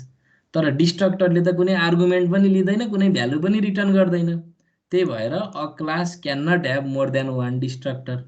र त्यो डिस्ट्रक्टर चाहिँ सबै अब्जेक्टको लागि कमन हुन्छ। डिस्ट्रक्टरको काम के हो भने त्यो अब्जेक्टले अकुपाई गरेको मेमोरी रिलिज गराउने काम हो। Destructor is also like constructor a special function whose name is same is that of class. तर यहाँ के हुन्छ त it is prefixed with a tilde sign. So मैले आफ्नो यो फेरि रिएक्सप्लानेसन फेरि मैले चाहिँ कन्क्लुड गरेँ। हजुरहरूको क्वेसन छ भने फेरि निर्धक्क भएर सोद्धा हुन्छ। यो कुरा चाहिँ सुरुमा इनिसियल फेजमा कन्फ्युजनै हुन्छ। यदि केही हजुरहरूलाई डाउट छ भने सोध्नुहोस्। केही छ? इनसाइड डिफल्ट कन्स्ट्रक्टर भनेपछि किनभने 0 + 0 आई किन नभएको? यस्तो हो नि त। अब हेर्नुहोस् है, हजुरले त्यो कुरा बुझ्न जरुरी छ। जस्तै मैले त्यो फेरि गरेँ, इनसाइड डिफल्ट कन्स्ट्रक्टर भनेपछि यो दुईटा त डिस्प्ले गर्ने कोडै होइन नि त। दिज आर द कम्प्युटेसनल कोड नि त। यो कोडको काम के हो त? 0लाई रियलमा असाइन गर्ने हो, 0लाई इमेजिनरीमा असाइन गर्ने हो नि त। त्यही भएर यो त यसले त ट्रेस छोड्दैन नि त। यो त मेसिनभित्र एक्जिक्युट हुने कुरा हो, यो त स्क्रिनमा डिस्प्ले गरेको कुरा होइन नि त। बुझ्नुभयो? सर यो स्क्रिनमा डिस्प्ले नगरेको कुरा भएर यो कुरा चाहिँ आउने भएन कि। त्यो भनेपछि त पालै पालो हाम्रो चाहिँ एक्जिक्युसन चाहिँ कन्ट्रोल फ्लो हुँदै हुँदै गएर लास्टमा हुने हो कि कसरी हुने हो सर? होइन नि, तपाईँले फेरि बुझ्नु भएन। जस्तै फर इक्जाम्पल मेरो कोठामा कोही ल मानौँ चोर पस्यो अरे, ल फर इक्जाम्पल होइन, मैले त उसको जुत्ताको दाम मात्रै देख्छु नि, होइन अरू कुरा केही देख्छु र? अरू कुरा त उसले चोरेर लान्छ, त्यो मेरो भिजिबिलिटी भन्दा बाहिरको कुरा भयो। सो मैले डिस्प्ले जे गरेँ त्यो कुरा मात्रै देखियो कि, यो अरू कुराहरू हिडन भयो कि। यो चाहिँ सिपियुले एक्जिक्युट गर्छ तर हामीले देख्न पर्दैन। काम चाहिँ भएको हो, सिपियुले चाहिँ एक्जिक्युट गर्छ यो इन्स्ट्रक्सन। जस्तै सुरुमा डिफल्ट कन्स्ट्रक्टरै कल भएको छ हाम्रो इनिसियल केसमा यहाँ। त्यही भएर त्यो डिफल्ट कन्स्ट्रक्टरको फङ्सनभित्र जाने भयो, यो लाइन डिस्प्ले पनि हुने भयो। 0 गएर C1 को लागि रियलमा गएर बस्ने भयो, अनि C1 को इमेजिनरीमा नि गएर 0 बस्ने भयो। यो भएकै हो, यो दुईटा लाइन पनि एक्जिक्युट भएकै हो। अनि यहाँबाट कन्ट्रोल ब्याक फ्लो भयो। त्यसपछि C2 को लागि प्यारामिटराइज कन्स्ट्रक्टर कल हुने भयो। सो हामी प्यारामिटराइज कन्स्ट्रक्टरमा भित्र गयौँ है भनेर छाप छोडेको हो कि यो। बुझ्नुभयो नि? फुटप्रिन्ट छोड्या जस्तै। त्यसपछि यसमा चाहिँ पास गरेको भ्यालुलाई लगेर त्यो अब्जेक्टको लागि असाइन गर्ने काम भयो। अनि त्यसपछि फेरि कपी कन्स्ट्रक्टर कल भयो। इनफ्याक्ट सबैमा हामी भित्र गछौँ, सबै स्टेटमेन्ट एक्जिक्युट भएको हो, तर हामी त्यहाँभित्र मेन हामी एकचोटि गयौँ है भन्ने कुरा देखाइदिनलाई फुटप्रिन्ट छोड्या जस्तो भयो कि यो डिस्प्ले गर्ने मेसेज चाहिँ। बुझ्नुभयो हजुरले? बुझेँ सर। अरू साथीहरूको के कन्फ्युजन छ? सर यिनीहरूको मेमोरी एलोकेसनहरू पनि सेपरेट हुन्छ होइन? सेपरेट हुन्छ। हरेक अब्जेक्टले आफ्नै छुट्टै मेमोरी अकुपाई गर्छ। भन्नाले अब जस्तै कन्ट्रोल गरेर भ्यालु एसाइन गर्छ अनि फेरि लास्टमा चाहिँ त्यो सो डाटा कल गरेपछि बल्ल देखाउने हो सर? सो डाटाले चाहिँ त्यो अब्जेक्टको मेम्बरहरूको भ्यालु देखाउने भयो कि। सो डाटाले चाहिँ अब C1 ले सो डाटालाई कल गरेको छ भने C1 को भ्यालु डिस्प्ले हुने भयो, C1 को रियल र इमेजिनरी पार्ट होइन। त्यसपछि C2 ले कल गरेछ भने C2 को रियल र इमेजिनरी पार्ट डिस्प्ले हुने भयो, C3 ले कल गरेछ भने C3 को रियल र इमेजिनरी पार्ट डिस्प्ले हुने भयो। याद गर्नु न, हरेक अब्जेक्टको they have their own copy of member variable and function. बुझ्नुभयो हजुरले? बुझ्यो सर। अरू केही कन्फ्युजन छ भने एकदम निर्धक्क भएर सोध्नु है।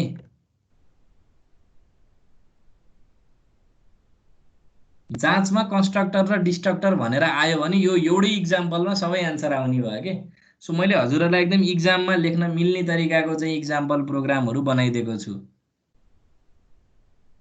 सो अब म त्यसो भए स्लाइडमा मुभ गरेँ ब्याक। अब त्यही कुरालाई म फर्मल्ली अलिकति भन्छु किनभने हामीले इक्जाम्पल डिस्कस गरिसक्यौँ। सो कन्स्ट्रक्टरको 3टा टाइप हुँदो रहेछ। एउटा डिफल्ट कन्स्ट्रक्टर। सो डिफल्ट कन्स्ट्रक्टरमा चाहिँ के हुँदो रहेछ हेर्नु त, सिन्ट्याक्स क्लास नेम हुँदो रहेछ अनि member equal to some default value हुँदो रहेछ। सो सधैँ 0 0 हुनुपर्छ भन्ने रहन्छ के, सधैँ 0 0 नै हुनुपर्छ भन्ने रहन्छ। किन मेरो एनोटेसन टुल आएन? एनिवे ठिकै छ। सो डिफल्ट कन्स्ट्रक्टरमा चाहिँ डिफल्ट भ्यालु राख्ने काम हुँदो रहेछ र जब तपाईँले त्यो अब्जेक्ट डिक्लेयर गर्नुहुन्छ, जस्तै कम्प्लेक्स C1 गर्नुभयो भने त्यसको असर के हुने भयो त, C1 को लागि डिफल्ट कन्स्ट्रक्टर अटोमेटिक इन्भोक हुने भयो। लाइकवाइज प्यारामिटराइज कन्स्ट्रक्टरमा के हुँदो रहेछ, क्लासकै नाम हुँदो रहेछ त्यो कन्स्ट्रक्टर फङ्सनको। त्यसले चाहिँ विभिन्न आर्गुमेन्टहरू लिँदो रहेछ, त्यो आर्गुमेन्टहरूलाई चाहिँ मेम्बरहरूमा असाइन गर्ने काम हुँदो रहेछ। अब प्यारामिटराइज कन्स्ट्रक्टर युज गर्नको लागि this is the syntax, class name object name ब्राकेटभित्र लिस्ट अफ प्यारामिटर्स हुने रहेछ। जस्तै कम्प्लेक्स C2 छ भने भित्र 1.2 र 3.4 छ यो इक्जाम्पलमा। सो यसको इफेक्ट चाहिँ के हुने भयो त, त्यो प्यारामिटराइज कन्स्ट्रक्टर अटोमेटिक कल हुने भयो with the list of parameters. जस्तै C2 ब्राकेटमा 1.2, 3.4 छ भने C2 ले चाहिँ अटोमेटिक त्यो कन्स्ट्रक्टरलाई कल गर्ने भयो विथ आर्गुमेन्ट्स 1.2 एन्ड 3.4। कपी कन्स्ट्रक्टरमा खालि एलियास हुन्छ अनि भ्यालु एसाइन गर्ने काम भयो, क्लोनिङ गर्ने काम भयो। जस्तै कम्प्लेक्स C3 C2 गर्नुभयो भने यसको इफेक्ट के हुने भयो त, C3 डट क्लास नेम अनि ब्राकेटमा C2 लाई पास गरे जस्तो भयो। यसको सिन्ट्याक्स यही छ। यो फङ्सन नलेख्नु भयो भने नि कम्पाइलरले गरिदिन्छ। त्यस्तो बेलामा इम्प्लिसिट कपी कन्स्ट्रक्टर कल भयो भन्ने बुझ्न पर्ने रहेछ। हामीले कपी कन्स्ट्रक्टरको फङ्सन लेख्यौँ भने चाहिँ त्यो एक्सप्लिसिट कपी कन्स्ट्रक्टर रहेछ भन्ने कुरा बुझ्नु पर्यो। लाइकवाइज डिस्ट्रक्टर भनेको के रहेछ त, they are the special function whose name is same as that of class but with a tilde sign prefixed.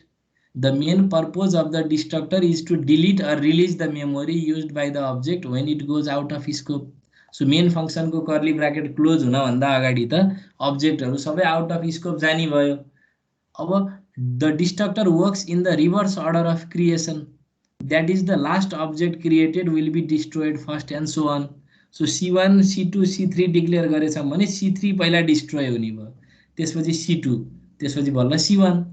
अब डिस्ट्रक्टरको सिन्ट्याक्स के रहेछ त, टिल्डे साइन क्लासको नेम अनि अप्रोप्रिएट मेसेज। अब इक्जाम्पल प्रोग्राम भनेको त्यही अहिले मैले गराएको सिमिलर प्रोग्राम हो, हेर्नु ल हैन। मैले अलिकति यहाँ एक लाइन बढी मेसेज डिस्प्ले गराएछु डिस्ट्रक्टरमा, नयाँहरू डिफ्रेन्ट त केही छैन। इनसाइड डिस्ट्रक्टर डिस्ट्रोइङ अब्जेक्ट भनेर अलिकति मैले चाहिँ डिफ्रेन्ट यहाँ बनाएको छु यो इक्जाम्पलमा। सो एनिवे, सो आजको लागि मैले चाहिँ प्रिपेयर गरेको अथवा प्लान गरेको कन्टेन्ट यति नै हो, किनभने एकै दिन यो पनि टु मच जस्तो हुन्छ हैन। सो अब हजुरहरूले मजासँग एकचोटि प्र्याक्टिस गर्नुहोस् आज कभर गरेको कन्टेन्टहरू। सो नेक्स्ट क्लासमा चाहिँ हजुरहरूलाई केही कन्फ्युजन भयो भने मलाई सोध्नु होला, किनभने यो क्लास एन्ड अब्जेक्टको कुरा क्लियर नभइकन हामी अगाडि बढ्न सक्दैनौँ। बरु म हजुरहरूलाई अझै मैले स्टुडेन्टको इक्जाम्पल दिएँ, कम्प्लेक्सको इक्जाम्पल दिएँ, बरु अझै 3-4 वटा थरी क्लास एन्ड अब्जेक्टको अझै 3-4 वटा प्रोग्रामहरू गरौँला इक्जाम्पल। बट हजुरहरू चाहिँ क्लियर हुनै पर्छ, किनभने क्लास एन्ड अब्जेक्ट भनेको चाहिँ यो सब्जेक्टको फाउन्डेसन हो। अब यो च्याप्टर 4 राम्रोसँग बुझ्यो भने बल्ल पछाडिको च्याप्टरहरू बुझिने भएको हुनाले जस्ट बुझ्नको लागि मात्रै बुझेर भएन, अलिकति राम्रोसँग हजुरहरूले रोबोट ल्याफरको किताबहरू पढ्नुहोस्, बालागुरु सामी, हजुरहरूलाई जुन राइटरको किताब राम्रो लाग्छ त्यही किताबहरू पढ्नु होला। अब जाँचै दिनको लागि त मेरो लेक्चर नोट नै मोर देन सफिसियन्ट हुन्छ, तर अब हजुरहरूलाई नलेज र अनि एक्स्ट्रा अन्डरस्ट्यान्डिङको लागि चाहिँ हजुरहरूले चाहिँ किताबहरू पढ्नै पर्छ, किनभने नोट भनेको अमूर्त हुन्छ हैन। एक्सप्लानेसनहरू कम्प्लिट हुँदैन, खालि जाँच इक्जाम पोइन्ट अफ भ्यूले गरे हुन्छ हैन। सो रेकर्डेड भिडियोहरू हेर्नुहोस् यदि तपाईँहरूको पहिला छुटेको भए इन्टरनेट कनेक्सन काटिएर। सो यदि आजको केही क्वेसन छ भने सोध्नुहोस्, नत्र आजलाई क्लास टर्मिनेट गरौँ। केही छ हजुरहरूको? अन्जु छेत्री हजुरको केही छ? छैन सर। अनि हाम्रो अस्मित रजौरे छैन सर। ल ठिकै छ। अब आज कति एक दुईजना साथीहरूलाई चाहिँ अब कति साथीहरूले 100% क्रिस्टल क्लियर पनि भयो होला, कति साथीहरूले आफै पनि पढिसक्नु भएको थियो होला पहिला, कति साथीहरूलाई अझै पनि क्लियर नभएको पनि हुनसक्छ, त्यो म चाहिँ मान्छु। किनभने सबैजनाको एउटै फ्रिक्वेन्सी हुँदैन होइन। So that is acceptable. तर अब हजुरहरूले के कुरा बुझ्नु पर्यो भने यो एकदमै इम्पोर्टेन्ट कन्सेप्ट हो। अब हजुरहरू इलेक्ट्रोनिक्स कम्युनिकेसन पढे पनि programming is very important. Programming नजानिकन अबको जमानामा त कामै छैन। र मलाई के रियलाइज भयो भने मैले आफूले क्यालिब्रेट गर्छु नि त एज अ टिचर, हजुरहरूले स्ट्रक्चर चाहिँ अलि राम्रोसँग क्लियर नबुझ्नु भएको रहेछ कति साथीहरूले चाहिँ है। मैले आफूले मेरो अनुभवले भने हजुरहरूले चाहिँ स्ट्रक्चर अलिकति कन्सेप्चुअल्ली बुझ्नु भएको रहन्छ क्या पहिला सी पढ्दाखेरि। त्यही भएर यदि हजुरहरूलाई स्ट्रक्चरमा अझै क्ल्यारिटी चाहिन्छ भने मेबी म रिभिजन क्लास भनेर एउटा राखिदिन सक्छु। तर हजुरहरूले मलाई सिआर मार्फत कम्युनिकेसन गर्नु पर्यो होइन। सो यदि हजुरहरूलाई स्ट्रक्चरको कुरामा क्लियर छैन, 2-3वटा रिभिजन इक्जाम्पलहरू गरेर गर्न पर्छ भने I am ready for that as well. नत्र भने यदि तपाईँहरूलाई यो ओओपीको कन्सेप्ट क्लियर छ भने चाहिँ नेक्स्ट क्लासबाट चाहिँ हामी अझै अगाडि बढ्न सक्छौँ। हजुरहरूले चाहिँ अब प्र्याक्टिस गर्नुहोस्। अनि यदि रिभिजन गरेर अझै अब्जेक्ट र क्लासको 4-5वटा इक्जाम्पलहरू, बोर्ड इक्जाममा आएको 1-2वटा क्वेसन क्लासमै प्र्याक्टिस गरेर अझै तपाईँलाई क्ल्यारिटी हुन्छ भने त्यो पनि गर्न सकिन्छ। सो मेरो चाहिँ फिलोसफी के हो भन्दाखेरि मैले पहिला अब जति पनि पढाएँ अब होइन, त्यसमा चाहिँ के हुन्थ्यो भन्दाखेरि ट्युटोरियल दिन्थेँ मैले स्टुडेन्टलाई, र त्यो ट्युटोरियल चाहिँ गरिसकेपछि मैले उहाँहरूलाई भएको कन्फ्युजन क्लियर गरिदिन्थेँ, सोलुसन पनि दिन्थेँ। अनि त्यो सबमिसन डेडलाइन कटिसकेपछि चाहिँ मैले सोलुसन पनि दिन्थेँ, र त्यो सोलुसन नबुझेको छ भने त्यसलाई मैले बुझाइदिने काम पनि गर्थेँ। सो अब हजुरहरूको पनि यो च्याप्टर 4 सकिएपछि म ट्युटोरियलहरू हजुरहरूलाई दिन्छु। सो 4-5वटा ट्युटोरियल हजुरहरूले गर्नै पर्छ। र मैले सबभन्दा बढी मार्क्स पनि ट्युटोरियलमै राख्छु।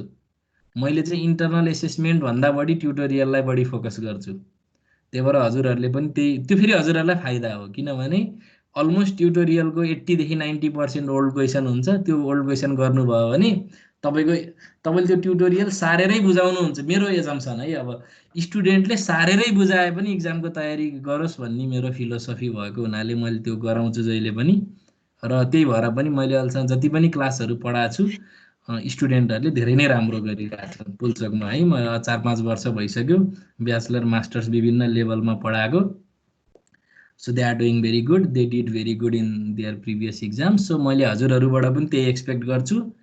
र मैले हजुरहरूबाट अब डिमान्ड गर्ने कुरा के हो भने त्यो इन्फर्मल च्याट कहिले पनि नगर्नुहोस्। त्यो यो अहिले चाहिँ टिम हाम्रो क्लासहरू भइरहेको बेला त्यो जे पाए त्यही कमेन्ट गर्ने अनि त्यो मिसलिडिङ कमेन्ट्सहरू नगर्नुहोस्, किनभने हरेक टिचरको आफ्नै रेस्पेक्ट हुन्छ, त्यो तपाईँहरूले लिहाज राख्नुपर्छ है।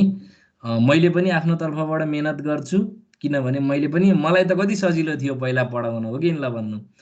सिधै ल्यापटप लिएर जान्थेँ, बोर्डमा चाहिँ थ्योरी लेखिदिन्थेँ, अलिअलि सिन्ट्याक्स लेखिदिन्थेँ, कम्प्युटरबाट ल सार्नुहोस् भनिदिन्थेँ। सो स्लाइड बनाउन एक्स्ट्रा इफोर्ट लागिरहेछ टिचरलाई। त्यही भएर हजुरहरूले पनि टिचरको दुःखलाई पनि हजुरहरूले चाहिँ बुझ्नुपर्छ र हजुरहरूले पनि इफोर्ट लगाइदिनुहोस्। तपाईँहरूकै लागि त हो नि होइन। म लटर बटर पारेर अनलाइन हो कि अरे भनेर सकाउन नि त सकिन्छ नि। अब पुल्चोक क्याम्पस हजुरहरू 2nd सेमेस्टरमा पुगिसक्नु भयो, कोर्सै सकाउन त कि ठुलो कुरै होइन कि। त्यही भएर टिचरले यदि मेहनत गरिरहेछ भने त्यो कुरालाई एप्रिसिएट गर्नुहोस् र अलिकति मोर फर्मल इन्भाइरोमेन्ट बनाउनुहोस्। इन्फर्मल्ली त हामी अरू बेला गफ गर्न सकिहाल्छौँ नि, तपाईँले आफ्नो क्वेसन सोध्नुहोस्। इन्फर्मल्ली भनेर फेरि साथी जसरी तता र मोमो गर्नुहोस् भन्न खोज्या त होइन, but still you can cordially talk होइन। त्यो कुराहरू हामी गर्न सक्छौँ। कन्फ्युजन भयो भने मलाई चाहिँ इमेल मार्फत अथवा अरू तरिकाले नि क्वेसन मजासँग सोध्न सक्नुहुन्छ हजुरहरूले। त्यही हो कि हजुरहरूले पढ्नुहोस् अनि प्रोग्रामिङ गर्नुहोस् मजासँग है त। सो केही कन्फ्युजन छ हजुरहरूको? सो छैन भने मैले चाहिँ एटेन्डेन्स डाउनलोड गरेँ। ल यदि हजुरहरूको कसैको केही जिज्ञासा छैन भने आजको क्लासलाई हामी यहीँ टर्मिनेट गरौँ। सबैजनालाई thank you very much. Have a nice day है त। ल thank you. Thank you, sir.